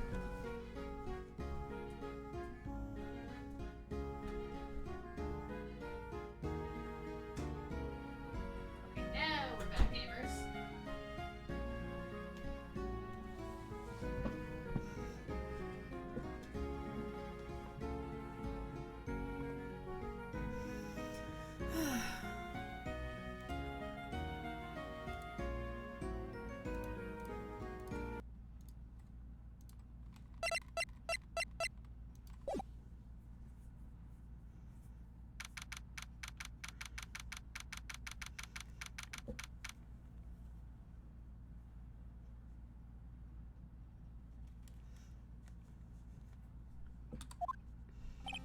Dude, I can't believe that Adrian. No way, not cool and collected of Adrian. Not cool and collected Adrian Andrews. 10% on my Apple Watch. She is your manager. It would be very easy for her to pull this off. The only person who had easy access to the knife you used at dinner was, well, her. So after the ceremony, sorry, hold on, fuck. Close. Okay. So, after the ceremony during the break, huh? I was sleeping like a log the entire time. See, she could have easily planted that blood-covered button in your Hakama.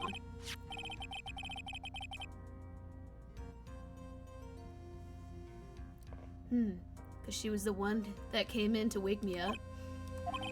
Then, dude, you're saying it really was her? Yes, she is the real killer. She was the one who murdered Juan Corrida. But why? I thought she was buds with Juan. She has her own agenda. Her own agenda? What are you talking about? I'm sure you'll see by the time this trial is over. It'll be all right.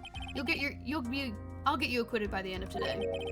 Give me a verdict that's refreshing like a spring breeze. Okay, Mr. Lawyer Dude? Phoenix, you think her motive is related to Celeste Impact's missing suicide note, right? Yes. Miss Andrews depended on Miss Impacts as her strength and reason to live. Then Miss Impact suddenly killed herself. It sounded like she left a suicide note and then the person thought to have hidden it. Is Juan Corrida the victim of this murder? And that's why I think Miss Andrews got close to Mr. Corrida. All to get the suicide note back. Sounds plausible, but one thing bothers me. What? Who was it that first told her about their relationship? Better stated, Miss Andrews' dependency issues with regards to Miss Impacts. It was Edgeworth. Looks like he's still the one in command of this ship. Don't let your guard down yet. Oh, shit!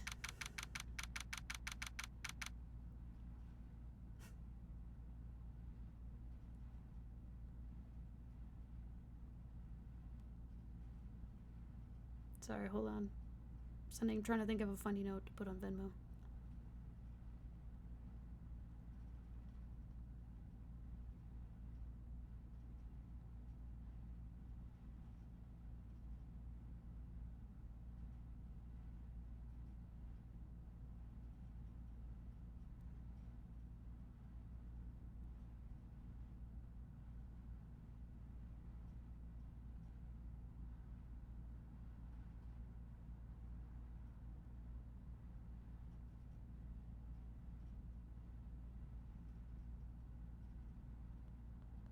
Alright.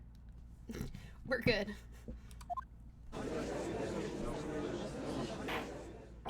Court will now reconvene. Now then, Mr. Edgeworth, if you please. Prosecution calls the witness I don't know why I cannot read this fucking word. Subpoena. Subpoenaed. Holy shit! Subpoenaed by this court! Is Adrian Andrews the person who discovered the crime in Mr. Juan Corrida's room? What is your occupation? I'm the manager of the defendant of this case, Mr. Matt on guard. I see. Now then, before we begin, Your Honor, I have one request. Yes, sure. What is it? I'm sure everyone in this room is wondering the same thing, and would love to find out more about my relationship with the victim. After all, it was the topic of a certain weekly magazine recently. No, I have no idea what you mean. I've never even heard of Gossip Land. If the Ditch was ever a prosecution witness, he would do all my work for me. Anyway, I was wondering if you could please tell us about your relation to the victim. Yes. Oh, fuck, sorry. Yes, I was seeing Mr. Kurita. I was also aware of the rivalry that existed between Matt and Juan, but this was a private matter between Juan and myself. So it was a fry and bait matter. Fry and bait matter, or was that bait and fry? Reminds me of fishing. But I didn't kill him. No one is accusing you of that. I think there's someone who would beg to differ.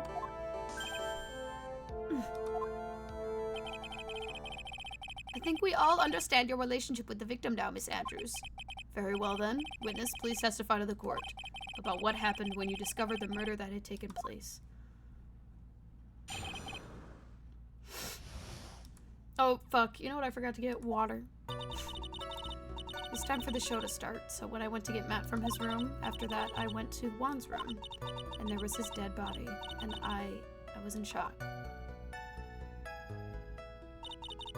What I saw naturally was the exact same scene as the crime scene photo. Felt as though I was about to faint, so I poured myself a glass of juice. You poured yourself a glass of juice? Yes, sadly I didn't remember not to touch things at the scene of the crime, and I disturbed the crime scene by moving this one thing. And that is when the fingerprints on the wine glass were made, Your Honor. I see. Well, Mr. Wright, you may cross-examine the witness. Phoenix. She is one cool and collected customer, and she has the brains to match. Yes, I know. In order to catch a person like her, you have to avoid head-on confrontations. You should disrupt her pacing. Disrupt her pacing? She's the type of woman who is easily thrown off by things inconsistent with her thinking. So you have to attack when she least expects it. The instant you let her... Oh my god, the instant you let up on your defense is the instant this trial is over. Understand? Period, Mia! Nope. Hello.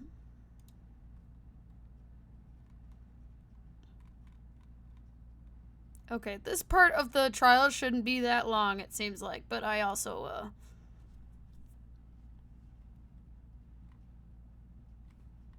don't have that much faith in it. When I found the body, it was the time for the show to start, so I went to get Matt from his room. And what was Mr. Ungard doing at that time? Fucking... It's done. Jesus Christ, are you okay?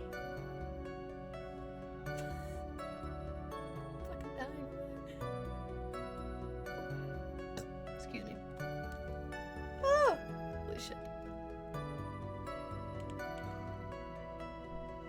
He was taking a nap. He was worn out from his many performances as the Nickel Samurai during the ceremony. Mr. Ungard did say he was taking a nap, and I guess you could say it could not have been out of his room. It could not have been taken out of his room, yes? Excuse me? What are you... Right, I thought years of school would have taught you how to construct a sentence. If you can't make a sensible sentence with a subject, then I'll make one for you. Watch. Did you, Miss Andrews, remove Mr. Ungard's knife from his room? No. Subject, verb, object. Object, right. Did you skip basic grammar? The witness may continue. After that, I went to Juan's room. Fuck, I don't want to do that. Stop! And why did you do that? As a friendly gesture, Juan was to make an appearance with the other heroes.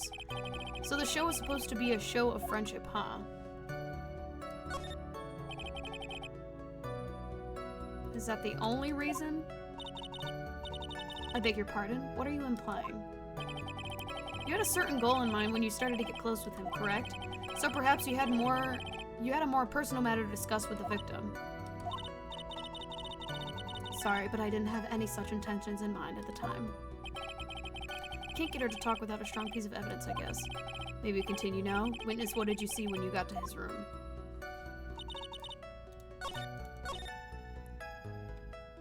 Okay, so she went to go wake up Matt, and then went to go wake up Juan, or went to go talk to Juan.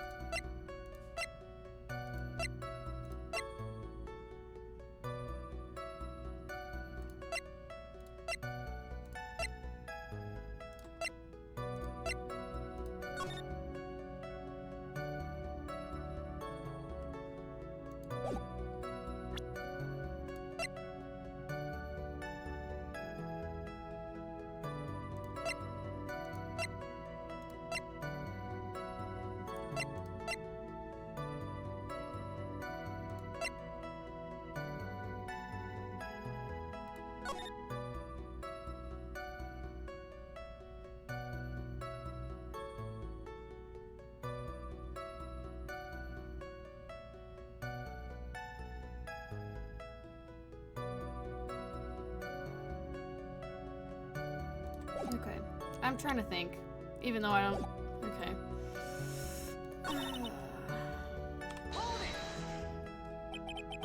You were in shock? What? Was I not supposed to be? Miss Andrews is a very calculating person. And despite how close they were, I doubt she had romantic feelings for Mr. Kurita. Anyone randomly stumbling upon a dead body would be in shock. And if you can't seriously expect that young beauty like her not to be would not be shocked. Somehow I don't think beauty has anything to do with being shocked or not. I see. What I saw naturally was the same exact scene in the crime scene photo.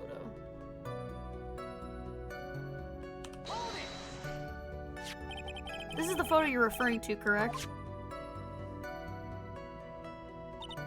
Yes, the one with the knife lodged in his chest. And the guitar case was like this too? Yes, it was opened and empty, of course. And then, what did you do next, witness?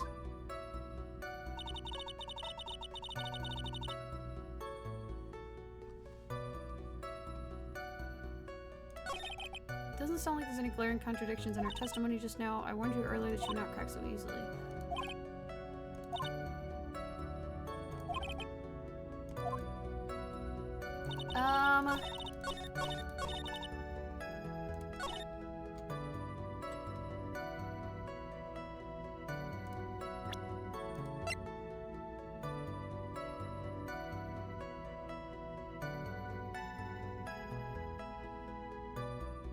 Okay. I know the guitar case is open in the photo. But I'm so confused about the water thing.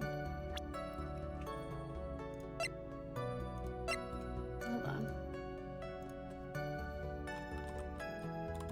What is the name of this one?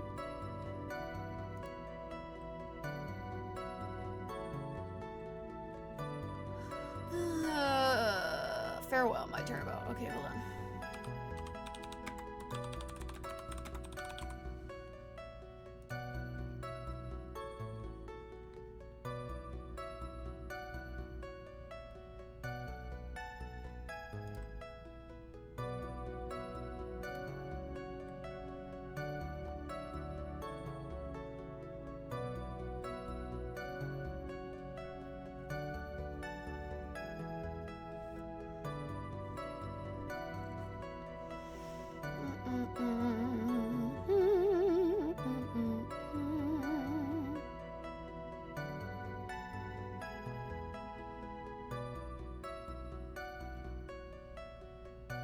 I need like a picture of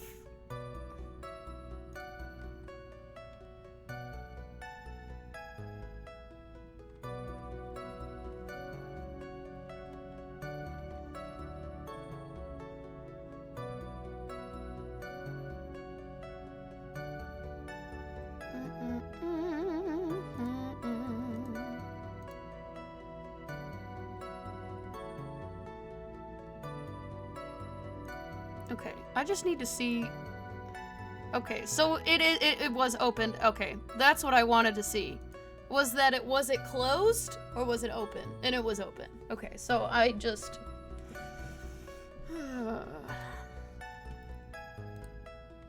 That's not what I.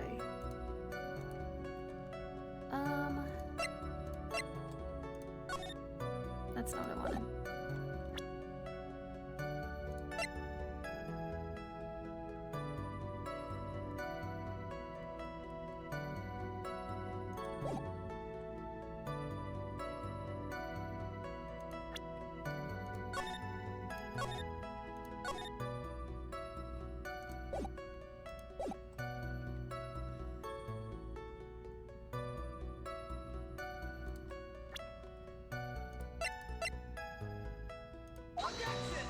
No, okay.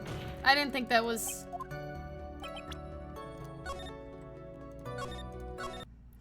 I'm like, I have a feeling it has something to do with the way the crime scene looks.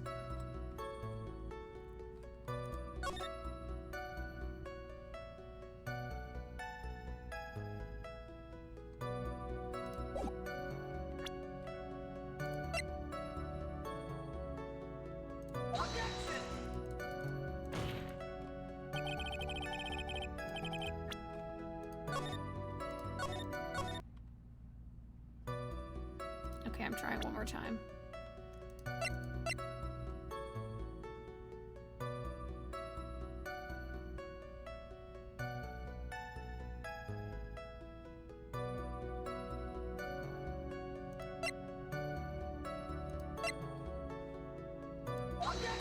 Okay. Yeah, I don't know. I feel like it has something to do with this.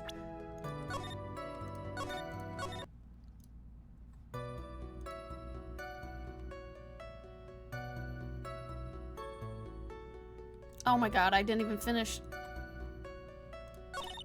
No, I'm just fucking stupid. I was wrong. Slightly. Only slightly. Only a tiny bit slightly wrong. Sorry, hold on.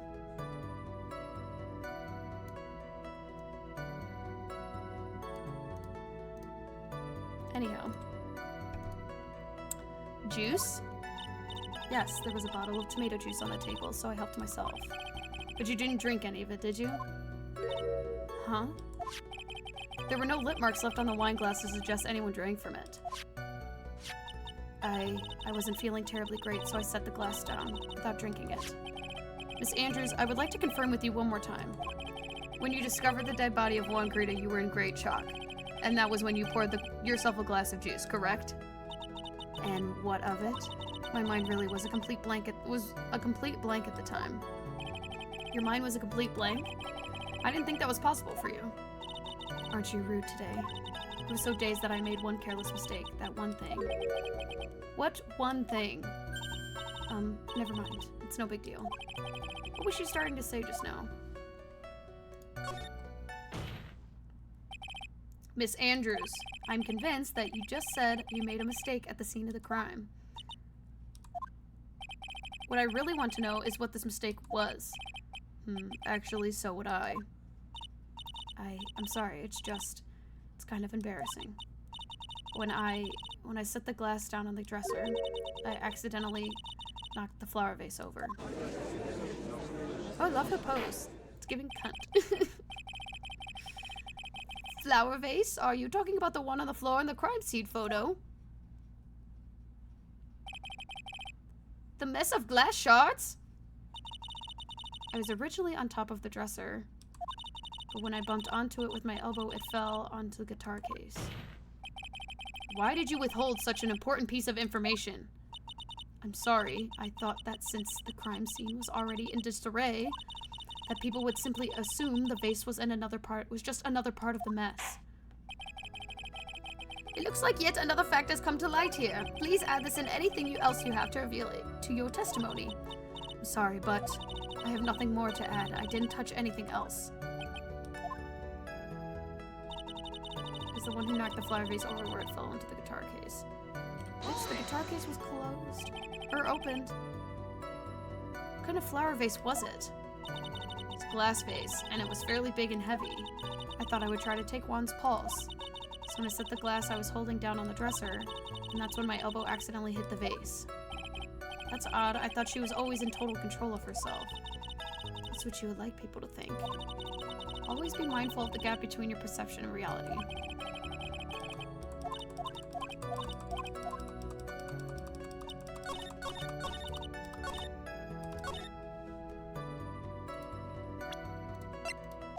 Aha! Gotcha. Justified that you knocked the flower vase over. Is this correct? Yes. And are you sure it fell into the guitar case? Is there some problem with what I said? It's not some problem, it's a major problem. It's true that the top of the guitar case was wet with water. However, that's exactly what is so strange. Miss Andrews, you testified that the vase fell onto the guitar case. However, if that were true, the case should have gotten wet on the inside, not the outside. That's very true. Furthermore, there is one other strange thing about this guitar case. And what is that? Let's take another look at the crime scene photo. The remains of the vase are scattered on the floor. And what is wrong with that? If the guitar case was open when the vase fell, the glass shards would have been inside, not outside the case. What is your point, right? That the case was closed at the time the vase was knocked over? Is that all? No, think back to what Miss Andrews testified to. She said that other than the vase, she didn't touch anything else. Yes, that's right. She did implicitly say she didn't touch the guitar case. But this whole matter with the guitar case is a dead end. The bright guitar was found at the studio. It has no bearing on this case at all. That may very well be, however, the empty guitar case does seem to have no relation to the case, doesn't it? It seems there is no deeper meaning to the guitar case. Well, Mr. Wright, do you think we need to hear more details about the guitar case? Fuck yeah. The empty guitar case. Because it only has his fucking fingerprints on it. It has nobody else's fingerprints on it. Literally only has Karita's fingerprints. I believe this is a crucial piece of the puzzle. I can't believe anyone would reach for straws like this, but it is you. Can't believe I'm doing this either. Alright, I'll follow along for now. Miss Andrews, please testify to the court about the guitar case. Yes, Your Honor.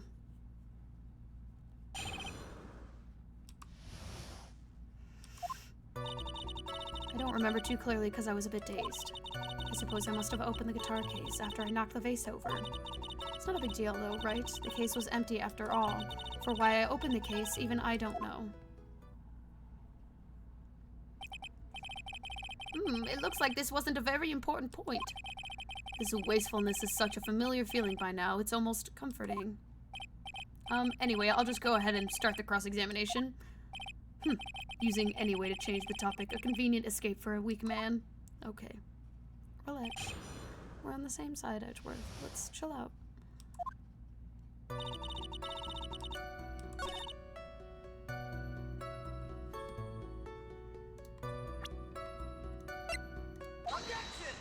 That one was really easy.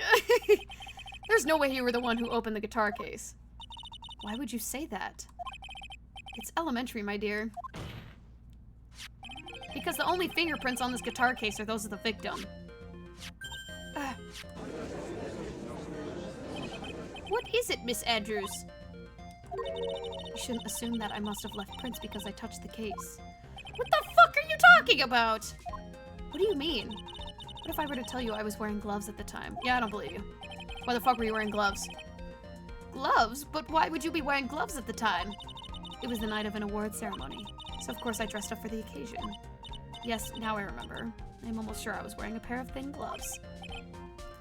Why did you change back then?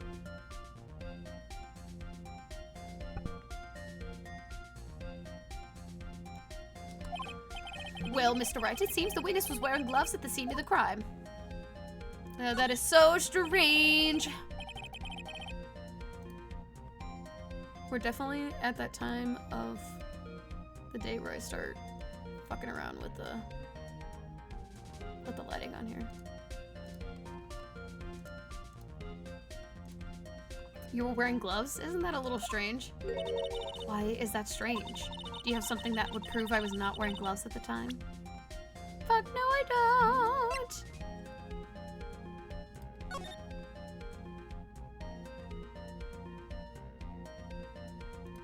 Because the glasses has your fingerprints on them. I have your proof right here, this wine glass. The wine glass? You left your fingerprints very clearly on this wine glass. Even if you took your gloves off when you poured yourself this glass of juice, wouldn't you think it was just a little strange? That you put your gloves back on just to open the guitar case? Why is that really funny? Her glasses break so then she puts on another pair of glasses. It's kind of funny.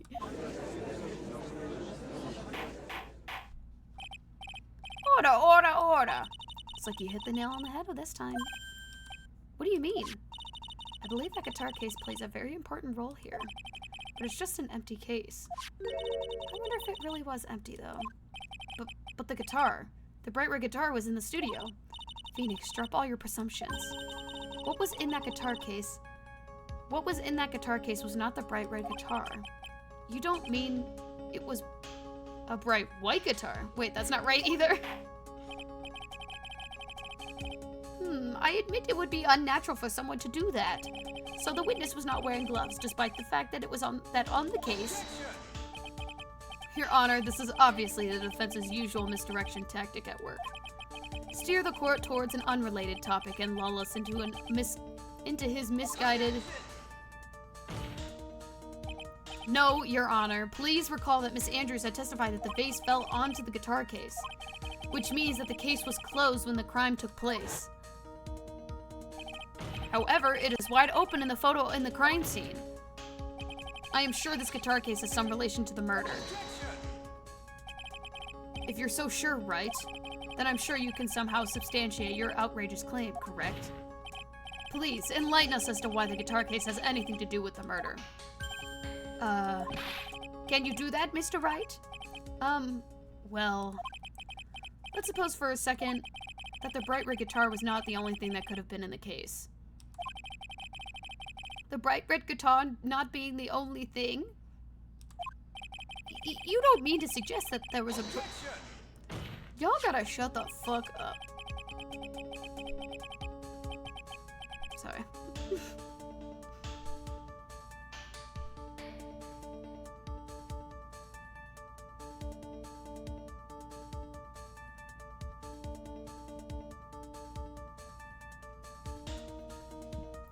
So you intend to push your theory that the case was not empty. Is that it, right? I wouldn't say something I didn't intend to prove. Deflate that head of yours. You haven't proven anything yet. Now then, let's have it. What was inside that case at the time of the murder? I don't know. I have no fucking clue. Fuck. Oh my god.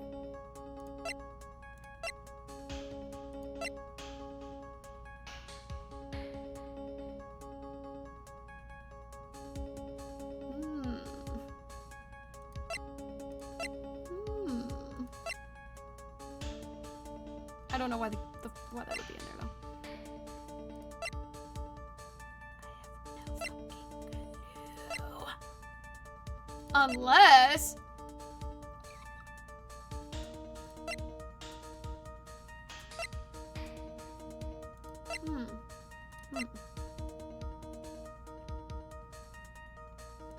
I don't know why it would be that. Unless it's I think my first thought was to say that it was the uniform or the costume. I want to say it and I feel like I'm going to be wrong. Excuse me.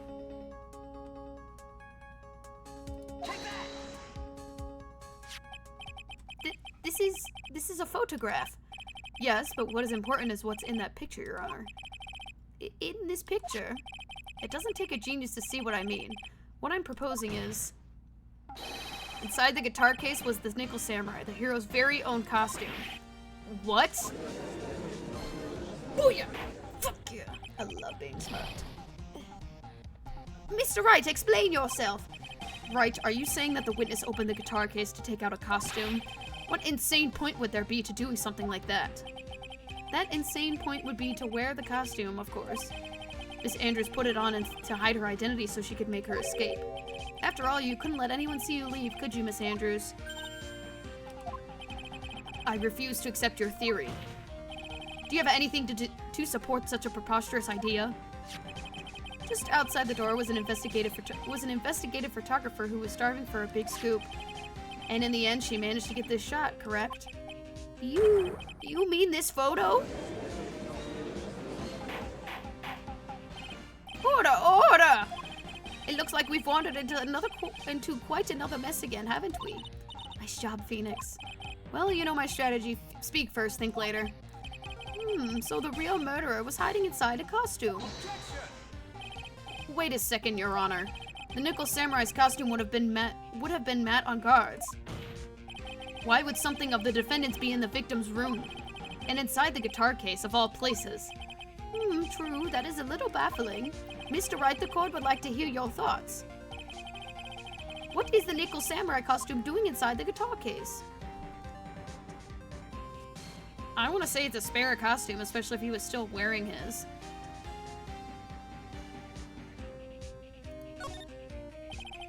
Mr. Gar did not take his costume off during the break period. In that case, the costume we were talking about was a spare one. What? Then are you saying that on the night of the murder, there were 2 nickel samurai costumes at the Gatewater Hotel? Yes, that is what I'm saying. And how do you explain the costume that was inside the guitar case? It would mean that the victim himself had brought the spare to the ceremony on purpose. Explains why the guitar is at the studio. But why? The victim, Mr. Kurita, was the Jammin Ninja. Why would he secretly bring the nickel samurai spare costume with him? What could be the reason behind such a peculiar act? I think I know why. And therein lies the sticking point.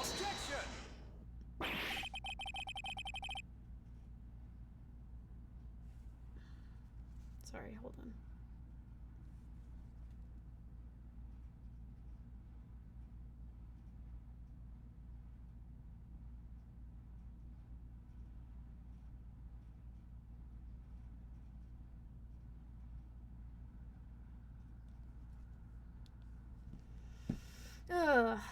What are you mumbling to yourself about now? Have you just been rambling all this time without any sense of inner monologue?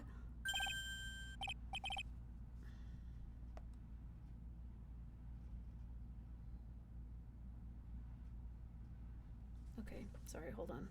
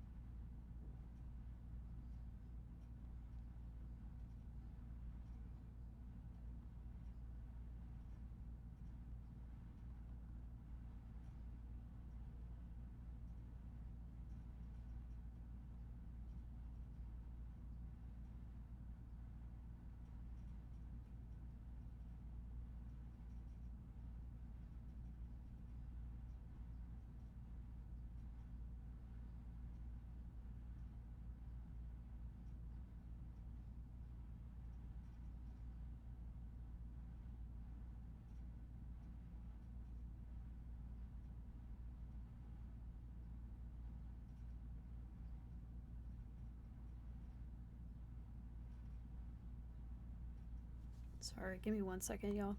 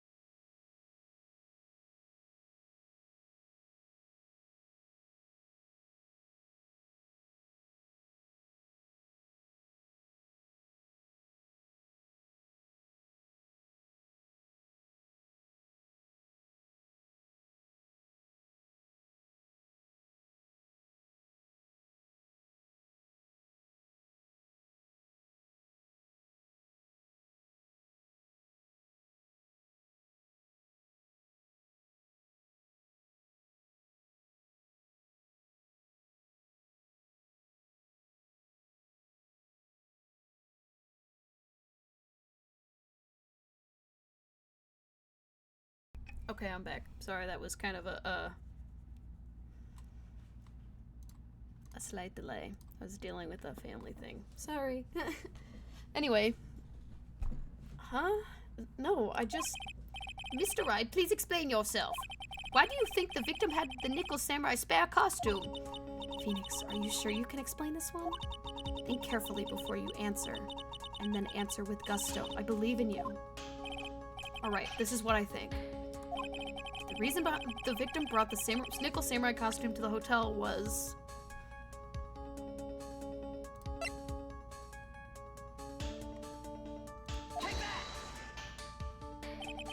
What is this? On the night of the murder, after the stage show, the Nickel Samurai was going to hold a special press conference. A press conference? Yes, the Nickel Samurai was supposed to confess something at this conference. I heard about this as well. For once, you're not making something up, right? But what struck me as strange was that Mr. Ngard himself said he had no idea he was supposed to be holding a press conference that night. But how can that be? The way I see it, that can only mean one thing. The conference was set up by none other than the victim, Mr. Juan Kurita himself. The victim? Yes. The spare Nickel Samurai costume was prepared for the very conference. Mr. Kurita was going to hold a press conference as the Nickel Samurai. Nah, that's not what I thought was going to happen. Well, whatever. He was going to dress up as the Nickel Samurai and hold a conference? But why would the victim do such a thing? That's something I don't quite know yet. However, what I'm concerned with right now is what he intended to reveal at the conference. The Nickel Samurai was going to confess something. And by confess, I wager he was going to reveal something about himself. Which means that Juan Kurita, posing as the Nickel Samurai, was going to speak about Matt on guard. Yes, I guess that is what that would mean. But if that's the case, that is not a confession. That is public disclosure.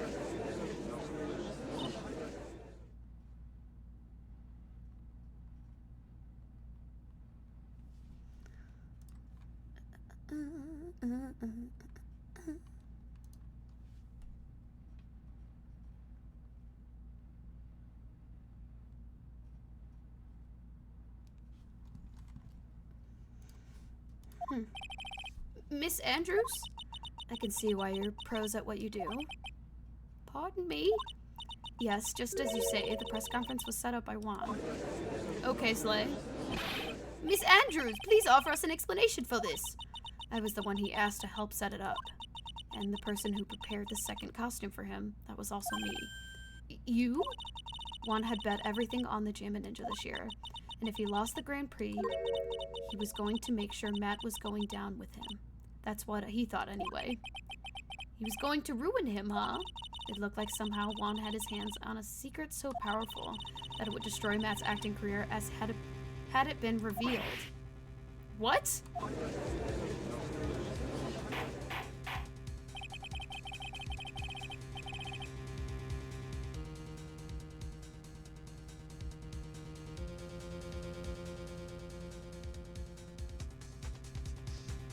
So, do you know what the secret of Mr. Agad's is, Miss Andrews? It's something only Juan knew. I don't know what that is. Ah, I see. I've probably been coming off quite suspicious to everyone, but that's to be expected. I've been trying to protect Matt, after all. Protect Mr. Angard? And yet again, another strange bit of truth comes to light, it seems. Miss Andrews, if you could, please tell us the truth about your behavior. Yes, Your Honor, I understand.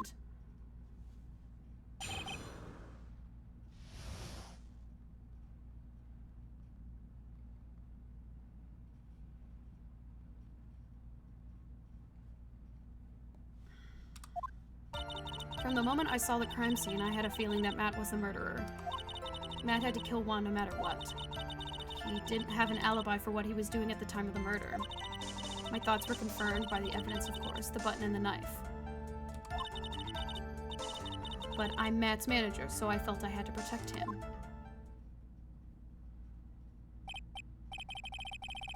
This does account for everything. Well, I am the logical type.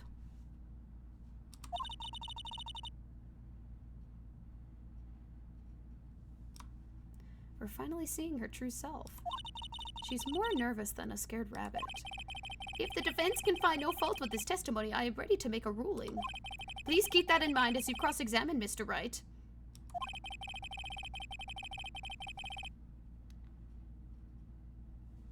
Looks like somehow everything has swung to the opposite end of the scale again. That just means I have to put my weight into this and turn her logic upside down.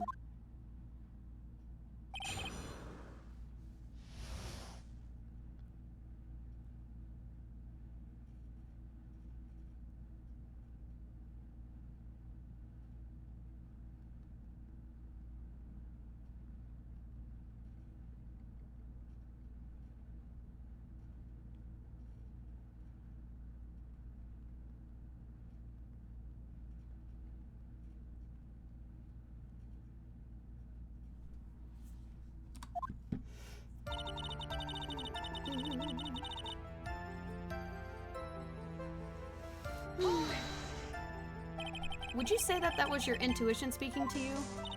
Don't confuse my methods of reasoning with your own. Ugh. If you want to prove that someone did something, you need 3 things. 3 things? A motive, an opportunity to commit the crime, and finally, decisive evidence. And if you think these 3 things through, the answer becomes quite clear. You should have already known that, Phoenix. They didn't teach that to us in school, at least not from what I remember. May I continue now? Matt had to kill Juan no matter what. So would you say this need came from the press conference? Yes. Do you know why Juan chose that event at the hotel? And the hotel for the conference? Because that was when he could cause the most damage to the public's beloved Matt on guard. And you knew of this plan, didn't you, Miss Andrews? Yes, because I was the one who set up the conference and prepared the costume. But I'm sure Mr. On Guard himself didn't know anything about the press conference. Oh, really? Can you show me any proof that he didn't know about the press conference? Fucker was taking a nap! Anyway, the important thing here is that the information was not in your testimony. Yes, I agree. Miss Andrews, please correct your testimony if you please. Grasping at straws now, are we, Mr. Wright? I know what his motive was, but I don't have any way to prove I'm right. Has Mr. On Guard done something to hurt or betray you personally? Why do you ask? You were the one who helped Mr. Carrito with his press conference, and that event was supposed to bring down Mr. On Guard, yet you still helped out. The person on trial right now is Mr. On Guard, right? What the witness was thinking helping the victim with the plan is none of our concern. In any case, this means that the defendant had the motive to kill.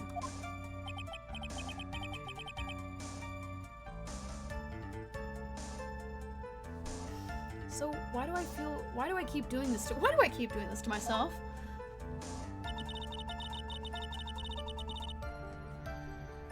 Jesus, what do you want? No. I'm not even close to done being streaming. Go away. I won't let you know when to go get it. Go away. Go away. Get out of here. You're annoying the shit out of me. What? You know what? Close my door too, in fact. Shut up. No, you know what? I will take that money back. I'll send a request in. Shut up. I hate when he does that.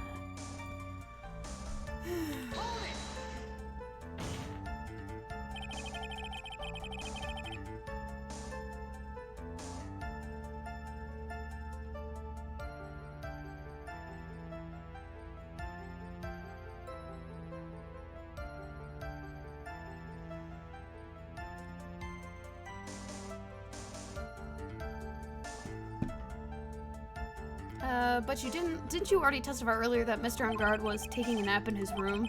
Are you telling me now that too was a lie so you could cover for Mr. On Guard? I'm not telling you anything of the sort. When I went to get him for the show, he honestly was sleeping. However, as to whether he was sleeping the entire time, that I cannot say. I was too busy setting up at the stage at the time. I keep trying, but I can find no flaws with what Miss Andrews has said.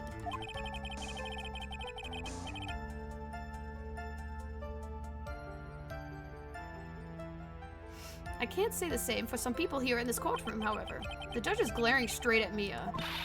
He's glaring at you, smart guy. My thoughts were confirmed by the evidence, of course, the button and the knife. And I'm Matt's manager, so that had to protect him. Okay. Yeah, she hasn't really done a really good job at fucking protecting this man, apparently.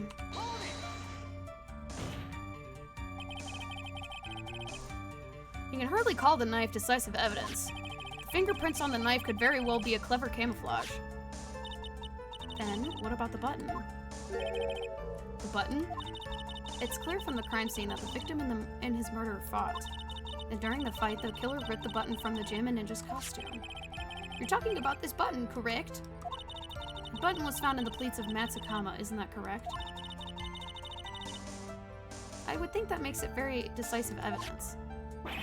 Ugh. Looks like you were outfoxed again, Mr. Wright. Anyway, the knife doesn't prove a thing. Please fix your testimony. I can't stand the sight of a man who can't gracefully accept his defeat. Thank goodness Mia can still look at me. With an icy stare, yes. She can read my mind?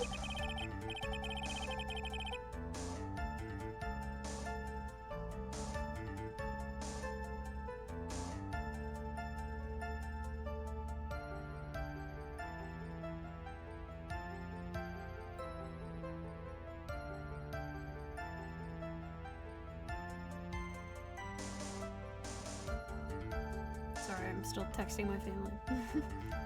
Miss Andrews, for Wright's sake, please add this information to your testimony.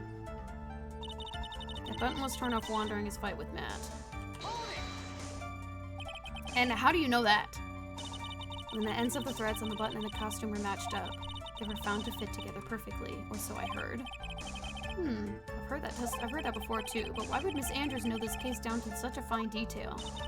Don't look at me like that, just because I'm prepared and you are not. Ugh. And I thought I had her this time for sure. If there's anything to trip her up, it has to be there, but where and what?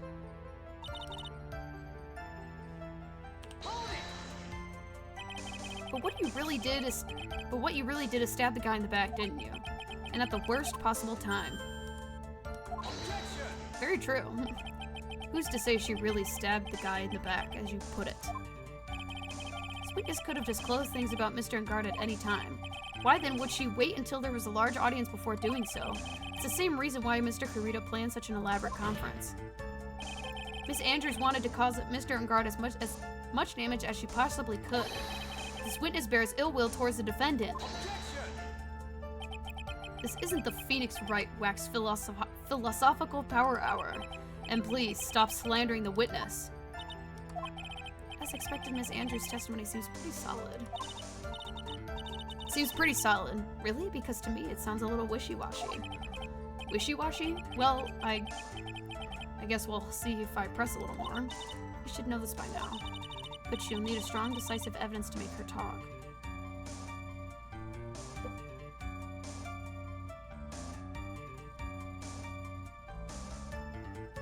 I didn't realize I missed Be Real 3 hours ago.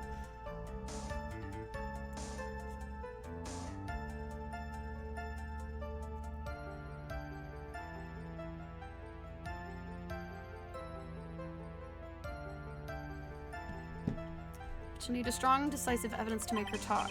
Got it, Chief. I'm going to pin you down this time, Miss Andrews.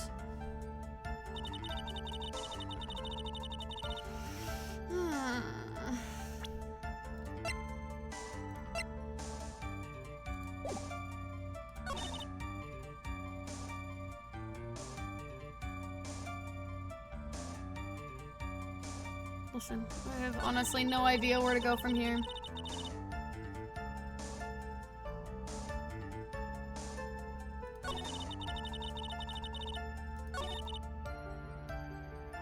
She hasn't really done anything to protect him. Like, at all, actually.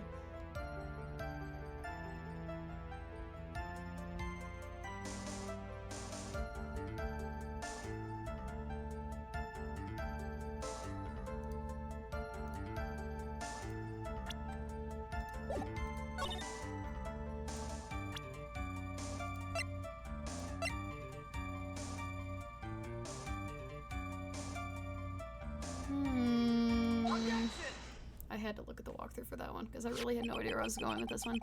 This is the victim's autopsy report. It clearly states that the cause of death was strangulation by scarf. Strangulation? The knife stab to the victim after he was... Oh my god. Was done after the victim had already died.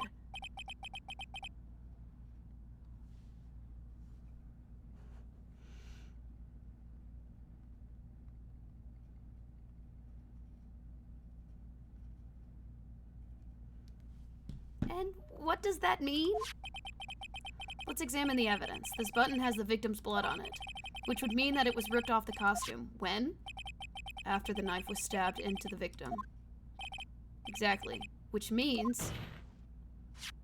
it is impossible that this button was torn off during the victim's final struggle, because the victim was strangled to death in that fight. That's right, Miss Andrews. There was no way this button was ripped off during the struggle. This button was consciously pulled off by the victim's already dead body. Order, order! What is the meaning? What is the meaning of this right? I was about to say that. So what if the button was torn off the body after the victim had already died? What does that change? Let me ask you one simple question, Mr. Edgeworth. Why was the button torn off? What purpose did that serve? What purpose? We now know that this button was not torn off during the fight, so the murderer took the time to an effort to purposely rip this from the victim's body. That would mean that the murderer had something in mind, wouldn't it? Mr. Wright, does this mean you know what the murderer wanted to do with this button? What was it? To pin the crime. Pin the crime!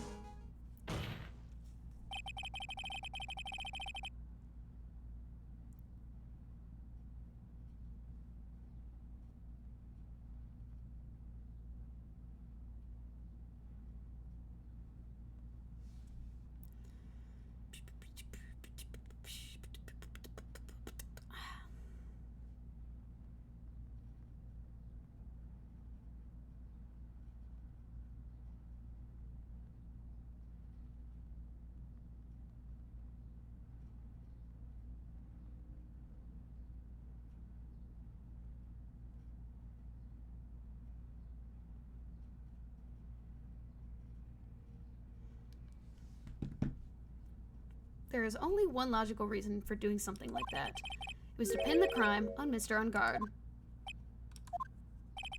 There's no way anyone would put a bloody button in their own pants. That's right. Mr. Ungard was a setup. By the real killer, of course. And the real murderer is... well, Mr. Wright, who in the world was the real killer then? Finally, I can't believe I managed to bring this trial all the way up to this point. Phoenix, you can't let your guard down yet. Not until the very end. The real killer, the person who planned to frame Mr. Ungard is... well, duh, no shit! Take that! Miss Adrian Andrews. I choose you. You are Mr. Carita's killer. What? Order, order, order! Mr. Wright! This is a very grave matter. Do you have any evidence that supports your charge? Any evidence? All of the evidence points to Mrs. Andrews. What? How preposterous. You can't stick any of that on me. I can't, can I? Would you care to test me? Then, what about this knife? The knife was used to stab the victim after he had already been strangled to death. That was used to throw suspicion onto Mr. Ungard, naturally. A knife covered in the defendant's fingerprints could only be taken from his room. And the only one who had dinner with him and knew which knife to take was you. Ah! Then, what about the button that was found in Matt's Hakama? The button was removed from the victim's body after he had already died. The only people who could have done so were the person who found the body or the killer. However, if Mr. Ungard was the real killer, there is no way he would have put such an incriminating piece of evidence in his own Hakama.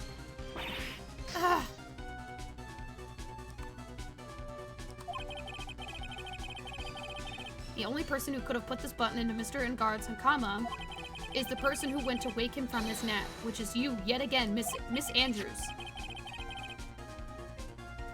I see. What about the empty guitar case? That is also another piece of evidence that incriminates Miss Andrews. The costume was used to hide the real identity of as they fled the crime scene. Now, who could have known that there was just such a costume inside the guitar case? It could have only been the person who prepared the costume for the victim. And that person is you, Miss Adrian Andrews. No, But Miss Andrews' fingerprints were nowhere to be found on the guitar case. And it was you who provided that she was not wearing gloves at the time.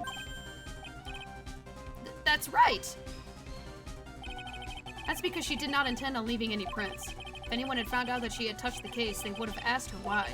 So to avoid leaving any prints, she used a towel or something else to have opened it. But the glass of tomato juice is a different story.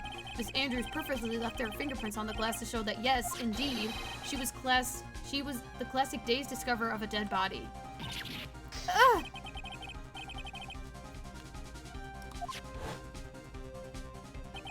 A photo of the killer as they exited the scene of the crime. No reasonable person on Earth could believe the Nickel Samurai is Mr. On Guard. He would be too short for his own costume if it... He would be much too short for his own costume if it was him. Speaking of how tall people are, Miss Andrews, you're also kind of short in stature, are you not? Please, stop. Well, how about it, Miss Andrews? Got her this time. Miss Andrews? I refuse to testify. What was that? There's a law. It says I can't be forced to testify about something if it can incriminate me. Well, yes. You are absolutely correct, Miss Andrews. The law does provide us with a way to avoid self-incrimination by allowing a witness to not testify if the testimony can cause damage to themselves. What? Pleading the fifth is not something most people would think to do on the spot. Actually, thinking back to yesterday in Mr. Engard's room. Adrian Andrews. Yes? Think hard about what we just discussed. Understood. All right.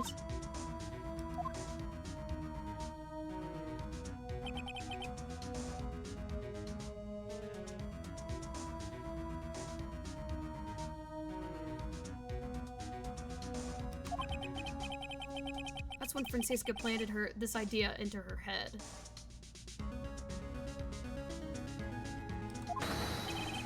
She must have told Miss Andrews to not testify if things look bad.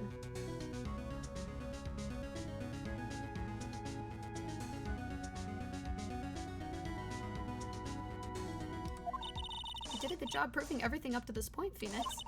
But there's still one thing you haven't done. Something I haven't done? What's wrong, right? Are you finished already? Run out of evidence? What is so humorous, Mr. Edgeworth? I'm sure you realize this as well, Your Honor. But everything the good lawyer here has proven up to this point is meaningless. What? Everything you've proven is circumstantial. Circumstantial? Yes, circumstantial. You have yet to prove a single piece of definitive proof. Proof that Miss Andrews did in fact harbor a wish to murder Mr. Kurita.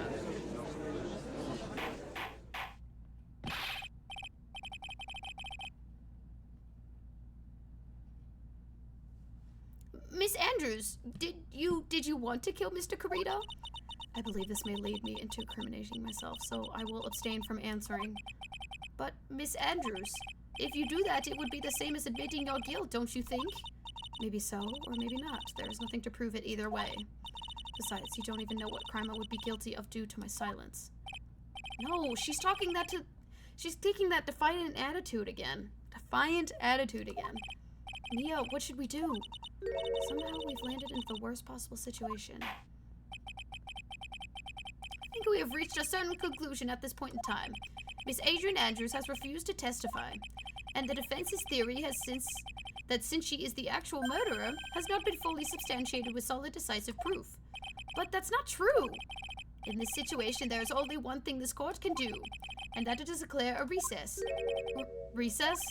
I request that both the prosecution and defense look further into this matter. And at tomorrow's trial...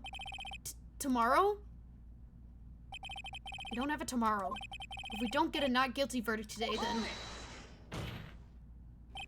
Please wait, Your Honor. That's not necessary. The trial. Please continue the trial. What are you sweating for?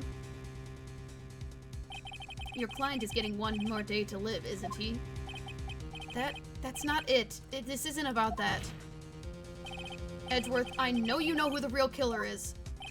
Please, let the trial... Oh, please, let the trial continue.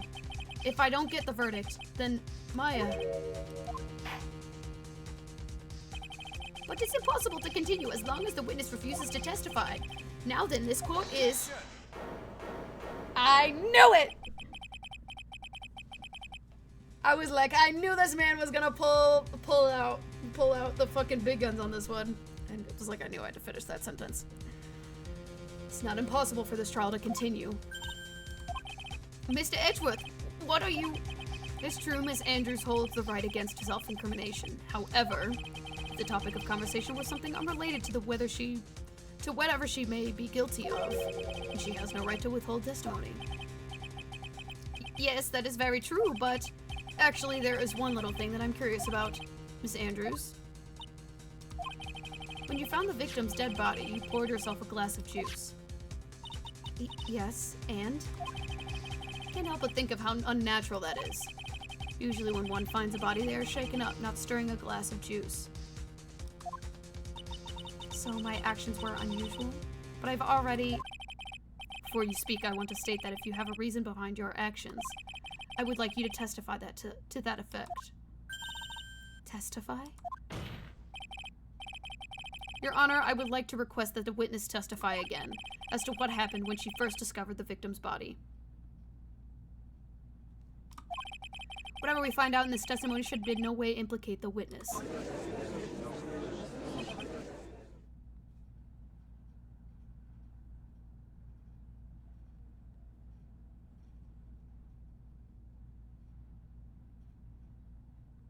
Sorry, hold on.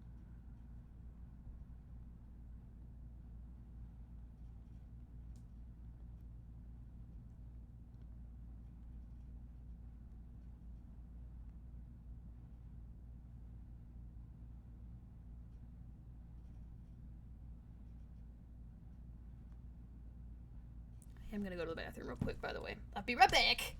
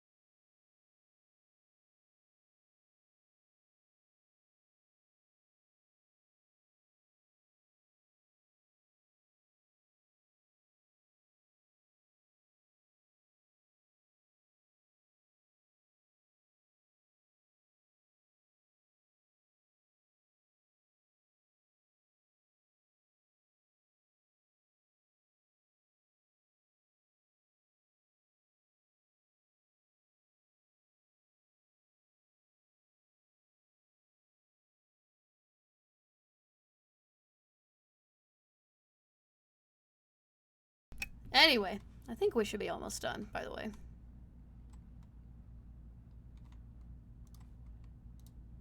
Okay. I don't know what it is about Miss Edgeworth today, but I can't get a good read off of him. Is he friend or foe? I just don't know. Oh, he's friend. You can especially tell after the way he reacted, when we brought up Maya. The court acknowledges the prosecution's request. Miss Andrews, if you please.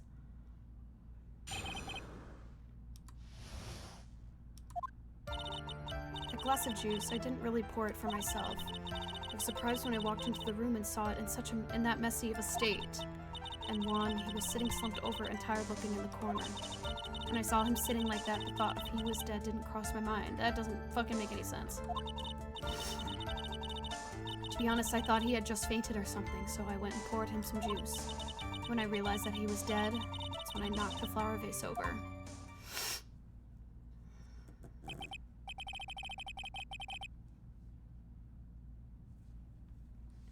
So you poured that glass of juice for the victim. Why didn't you say so in your earlier testimony? I didn't think I needed to include something so trivial. Phoenix, please be careful here. If you can't find anything wrong with this testimony, then there's nothing left. I know. Edgeworth, what the heck is going on in that brain of yours? Now then, Mr. Wright, you may begin your cross-examination.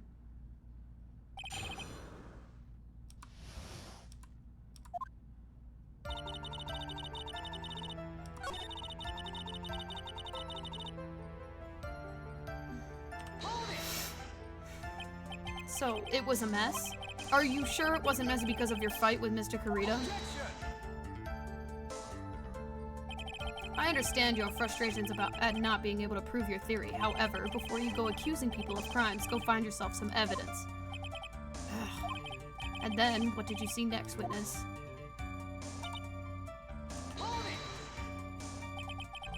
What about the knife? Did you not see a knife sticking out of his chest? Slumped over?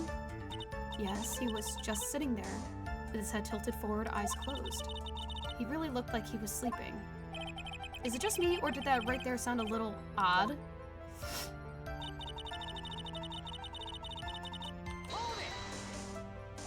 Then what did cross your mind? I thought maybe he had smashed everything up in anger because he lost the Grand Prix. And then he felt tired after his rampage, so he decided to take a nap. Anyway, that's what I thought. I see. So you didn't think he was dead at all? To be honest, I thought he had just fainted or something, so I wouldn't pour him some juice. You thought he fainted? I thought he was asleep at first, but then the room was such a messy state, I thought maybe he had gotten into a fight with someone. And that's when you went and poured the glass of juice. Yes, he always had such a hard time waking up. So Juan always has a glass of tomato juice to drink. I see. And after that, what happened next?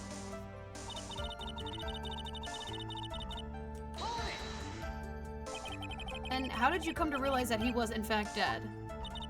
I shook him over and over, but never got a response. So I set the glass down on the dresser and tried to take his pulse.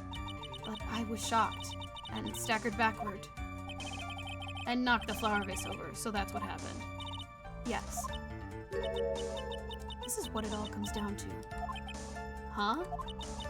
This is the absolute end for both sides. Adrian is letting her guard down. Phoenix now is our best chance to kill the prosecution's case.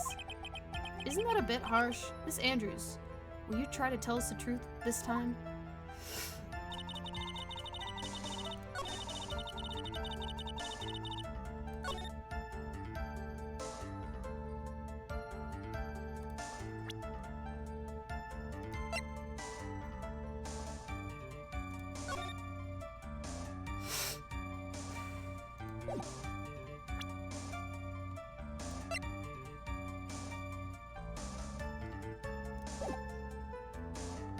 Okay. If she is like literally not mentioning the knife. Like at all.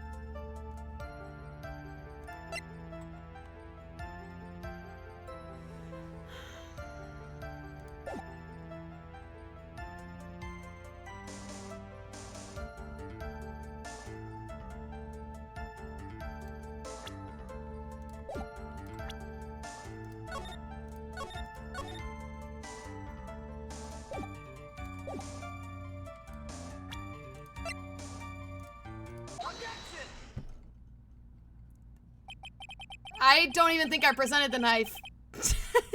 I don't think I even presented the knife. I was gonna present the knife. Honestly, I'm glad I didn't, because that would have been wrong. So you honestly didn't think he was dead when you found him? No, not at all. Even though this is what you saw when you discovered the body. Ugh. What is the meaning of this? Isn't it obvious, Your Honor? There is a knife sticking straight out of Mr. Kurita's chest. Anyone who saw the scene would have immediately thought that here was a dead man. Well, you see... I doubt a single person in the world would mistake this for someone who fainted, and then so nonchalantly go pour something to drink. Your point is, Miss Andrews, your testimony just now, it was all one giant lie. Ugh! And your lie has proven one thing very clearly, that you are the real killer. No.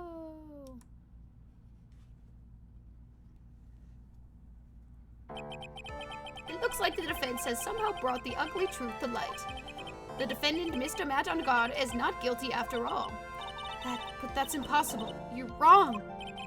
Miss Andrews, try to have some composure. It wasn't me. It wasn't me, I tell you. It was Matt, I swear it. He's the one who killed Juan. But you were the one who refused to testify, and your reason for not doing so is that you might end up incriminating yourself. That's because... Miss Andrews, I will give you one last chance. What exactly are you hiding that may incriminate you? I refuse to testify. Then there is no need for court to continue any further. Mr. Matt on guard's innocence has been clearly demonstrated. Is it over? Have we found the truth at last? What's wrong, Phoenix? Usually the real killer confesses his or her guilt. And now that I think about it, this is the first time someone hasn't. Now then, I would like to hand down my verdict from Mr. On guard. Your Honor, the prosecution feels that it would be premature to pass down a verdict at this time. What? The reason is quite simple. The witness has yet to speak the absolute real truth. The absolute real truth? What are you... Witness, don't you understand yet? Huh? I don't know who planted this silly idea in your head, but as long as you protect yourself through your silence, Matt on guard will go free and in his place. You will become the guilty party. That's a lie. I don't believe you. What? I was told if I spoke, then it would be all over, and Matt would never be declared guilty. What in the world is she talking about? Has she lost it? I can't speak about it. I'm too scared. It's Franziska von Karma. Huh? Don't you remember, Phoenix? Miss Andrews lives by gripping tightly onto the words of another. Because she doesn't have the strength to believe in herself. But then, right now, Miss Andrews is... Yesterday, she was tossed a lifesaver by Miss von Karma. Don't say a word, no matter what happens. If you do, Matt on guard will be acquitted. Miss Andrews undyingly believes in those words right now and is clinging to them. Then, what should we do? This is the first time I've ever come across anything like this. I don't think that's what she's scared about. But Miss Andrews has to be the killer, right? All we have to do now is to get her not guilty. That is my only priority. It wasn't me. I'm begging you. Please believe me. I didn't kill Juan. Help, please. Someone help me. Mr. Wright. Yes, Your Honor. The court can't continue like this, therefore I'd like to hear what you intend to do. What I intend to do? What am I supposed to do? What am I supposed to say? Right, I suggest you think very carefully about this. Think about what this witness did and what she did not do. And think about who is the real mastermind behind this crime. Who's the real mastermind? Isn't it obvious? There's no one else it could be except the women crying over there, right? Come now, what will you do? What kind of man are you, Mr. Phoenix Wright? Oh, fuck!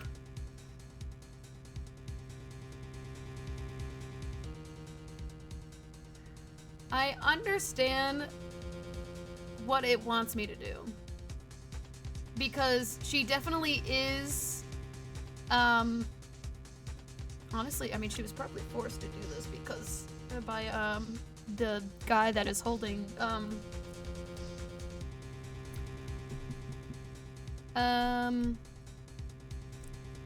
you know what I mean. The guy that's holding Maya hostage. Oh, it's all coming together now.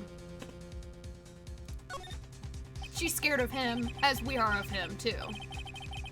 But the killer? Isn't that what his name is, or whatever the fuck? I have to win a complete acquittal today. There's no way around that. But I can't bring myself to do it like this. Not when she's making a face like that. Miss Andrews, I would like to know what you are really hiding. Mr. Wright, are you sure you know what you're doing? Sure, Mr. On Guard would get an acquittal, but in his place you would be found guilty. Is this how you really want this trial to end? Be quiet. How dare you? You're trying to trick me. That's enough. I commend you for trying, Mr. Edgeworth. However, it's clear that the defense's theory is the truth. You're wrong. I am trusting the shit out of this man. Because I know he's right. What a shame. I had hoped things wouldn't come to this, however. What is it, Mr. Edgeworth? Miss Andrews, since you absolutely refuse to testify, it falls on my shoulders to disclose this to the court. Stop. Mr. Edgeworth? This witness, how should I put this? She has an illness.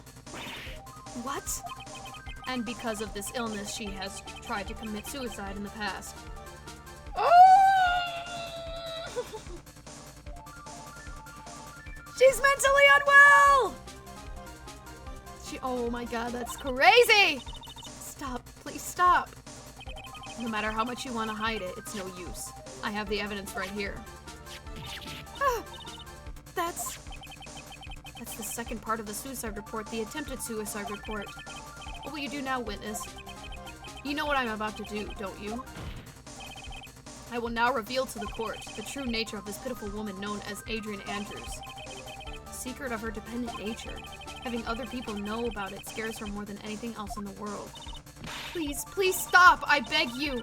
If people find out, I'll... If you're going to say you would choose death, that is no concern to me. Damn! Edgeworth, how could you be so cold? However, before you die, I will pull the truth from your still breathing lips. No matter what I have to do. Damn! Ah! I love Edgeworth. He is so cool. He's such a nerd! I love this man. So, will you tell the court yourself, or should I? Either is fine with me. I'll talk, but please, help me. Nothing matters anymore.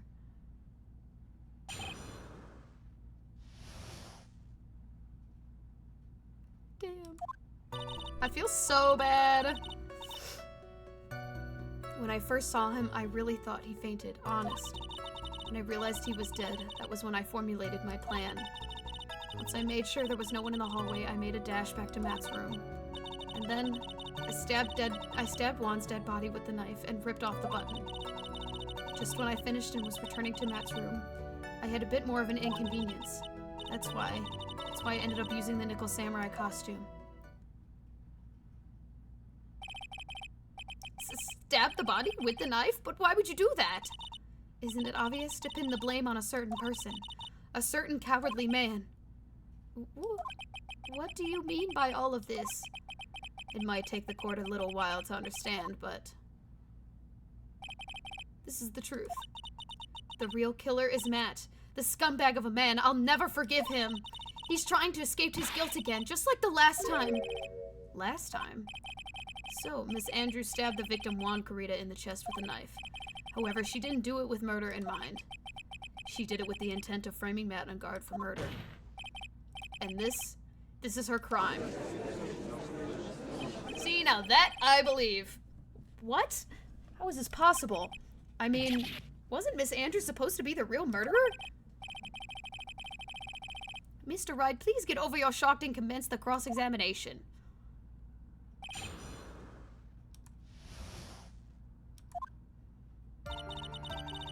First saw him, I really thought he fainted. Don't know. Well, she's admitting to pulling off the button and the knife, then yes, I guess. But you could tell from the state in the room that there must have been a fight. Are you telling the truth when you say that you did not know that he was dead? He had a scarf tied around his neck. That scarf is part of the Jammin' Ninja's costume, so I didn't think anything about it was strange. His head was also tilted down a bit, so I couldn't see his face that well. That's why I thought I'd wake him up and went to pour the juice. When I realized he was dead, that was when I formulated my plan. What was his plan? What was his plan that you had? I knew right away that the murderer was Matt. I knew because Juan was going to expose Matt's weakest point to the world. So Matt did this to stop Juan and silence him for good. That's when I thought I should forge some evidence and pin this crime on Matt. So the forged piece of evidence were the knife and the button. The first thing that came to mind was to plant the knife. Once I made sure there was no one in the hallway, I made a dash back to Matt's room. That was so you could get the knife, correct? The knife Matt used at dinner had his fingerprints all over it. I thought if I had used that, then the police would certainly turn their eyes towards him. Matt was napping with his costume on at the time. I slipped in, took the knife, and returned to the scene of the crime. And then I stabbed Juan's dead body with the knife and ripped off the body. So you were the one to stab the victim with that knife. It gives me goosebumps to think about it now. What a horrible thing I did, but at the time, I couldn't control my body. It moved on its own. Then, when I stabbed Juan's dead body, I suddenly realized something. If I used the button somehow, I could make Matt look even more suspicious. So you thought to rip off one of the buttons and then plant it in Mr. Angar's Akama. Yes, that's what I had planned to do. But things never go that smoothly, do they? Just when I finished, I was returning to Matt's room. I had a bit of an inconvenience. An inconvenience? There was a woman with a camera at the ready, loitering in the hallway. I'm willing to bet my spikes that it was Lotta. There was also a woman with a ray gun at ready, pacing back and forth. That's Miss Oldback for you. I had already been caught and made into a big scoop for a certain weekly tabloid once, so I couldn't very well go out looking like myself and get caught again. And that's why I ended up using the Nickel Samurai costume. You were the one to prepare the costume, weren't you? Yes, I took it from Global Studios. I put it into Juan's guitar case the day before the award ceremony. You did this in preparation for the press conference, correct? Yes, Juan wanted to wear that costume and hold a press conference in it. He was going to disclose Matt's big secret there. And what is the secret? That I don't know. Anyway, I thought that if I were to leave Juan's room with the Nickel Samurai costume, then people would think that Matt was the real murderer. I was very careful not to leave any fingerprints when I opened the guitar case. I absolutely did not want anyone to know about the costume. I think we've heard enough. So after that, you went back to Mr. Angad's room and planted the button? Into Matt's Akama? Yes. After that, I folded up the costume I was wearing and put it into a bag. And I stuck it out of the hotel and got rid of it. My word, what does all this mean? Mr. Edgeworth, is it? The real criminal is Matt on guard. Yesterday, that woman prosecutor sat me down for a talk. Francisca, huh? She said that I should under no circumstances confess to what I had done. That if I just kept quiet, then Matt would be found guilty for sure. I had no choice but to believe in her words.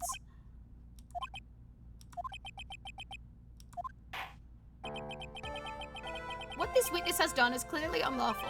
However, as long as her testimony stands, we can be certain she is not the real killer. Wait, Your Honor, the defense still... Right. It's pointless. At this point in time, it is not possible to indict Ms. Andrews on anything. Yes, exactly. There isn't a single piece of evidence that points to her as the murderer. The cross-examination of the witness is over, and so is today's trial. You couldn't establish that witness as the culprit. Please let it go, Mr. Wright. But... Mr. Edgeworth, please place Miss Andrews under arrest for further questioning. Understood, Your Honor. The prosecution will arrange for her detention immediately. That is all. Court is adjourned for today. That was awful.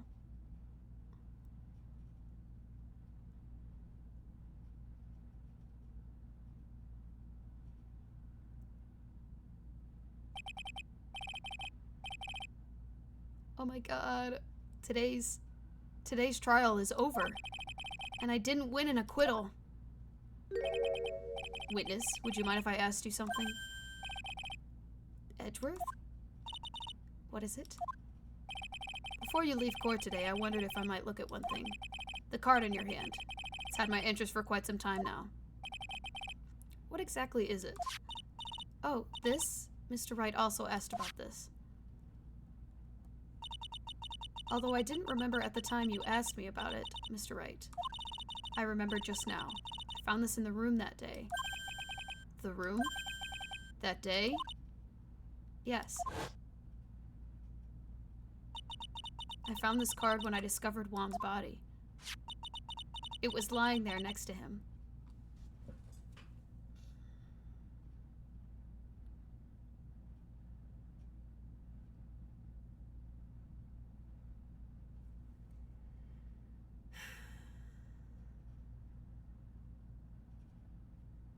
It's almost like I fucking called this earlier.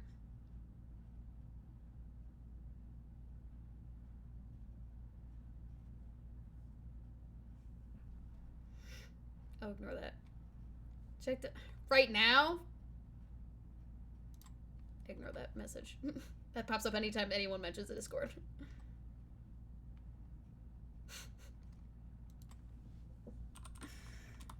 True. I can't believe you made me go into that right now. That's goofy as fuck. Ow. That hurt.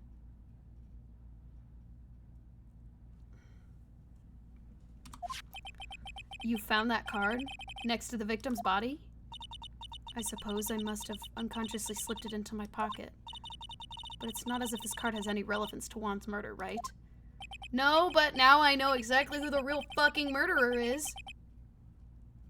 Yeah, I guess not, but it's still a strange card if you ask me. But as far as a clue to this case, I don't see why... Witness! That card! Give it to me! Hurry! Edgeworth? Do you have any idea what you stupidly yet inadvertently done? This... I can't believe you hid this from me all this time. I didn't mean to. What is this all about? I've never seen Edgeworth so emotional before.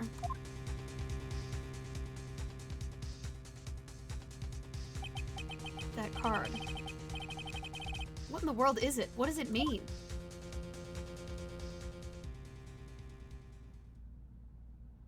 We're just not gonna... Even though I think I know exactly what it is. The person who kidnapped my absolutely fucking murdered Juan Carita. But I digress. Anyhow.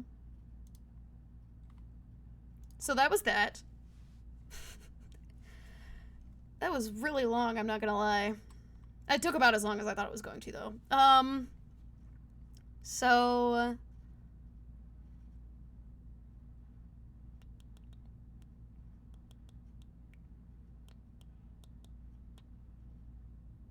What was I gonna say?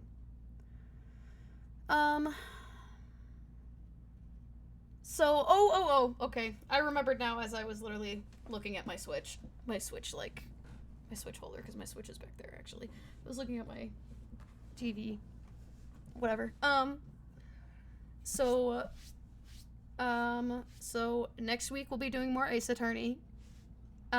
This Wednesday, if you did not see my post on Twitter, Um, it's finally happening. We are starting Link's Awakening. Finally. It finally took me forever, but we're finally starting it. This Wednesday we'll be starting Link's Awakening.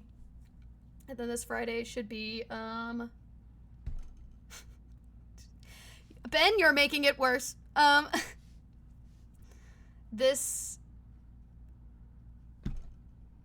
Ben, you're making it worse. Jingle, jingle, jingle. Oh, over here, jingle, jingle, jingle. This Wednesday we'll be starting Link's Awakening finally. Friday will be more random game day, and next week will be investigation time. You missed so much.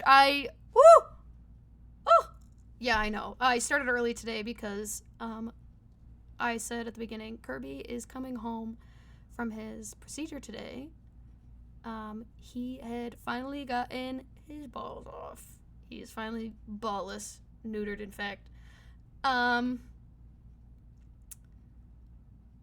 So I want to be there and just kind of like relax with him because he is coming home and he's gonna be very,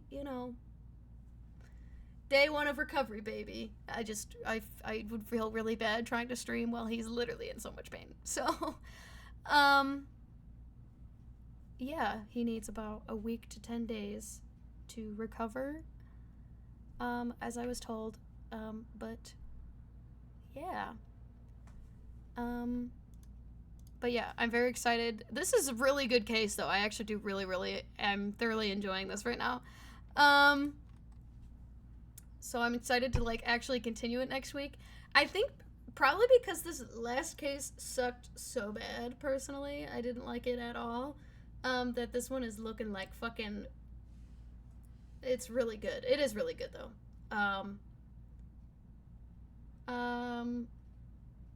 It's very cool kind of just, like, discovering everything at once, even though I have, like, the slight idea of, like, what was happening, and then guessing, and, like, you're seeing it all of it real time for me. Even though I know the general story of certain things, that happened in Ace Attorney, there's a lot of things, like, I don't know. Like, certain cases, like, I just never, like, looked at any of that. I only know, like, general things in it. So, it's kind of hard to explain, but, like, I don't know anything about this case. I don't know anything about, like, a lot of other shit. I know of characters, but I don't know, like, anything about them, what they've done. So, I tried to still go in as completely blind as possible to this game, because I still want to be able to play it and, stuff like that. So, it is hard to explain, but you know what I mean. So yeah, I'm very excited because I really want to get into Trials and Tribulations because I know about my girl, Miss Dahlia. Miss Dahlia Hawthorne. I know about her. That's about it, though.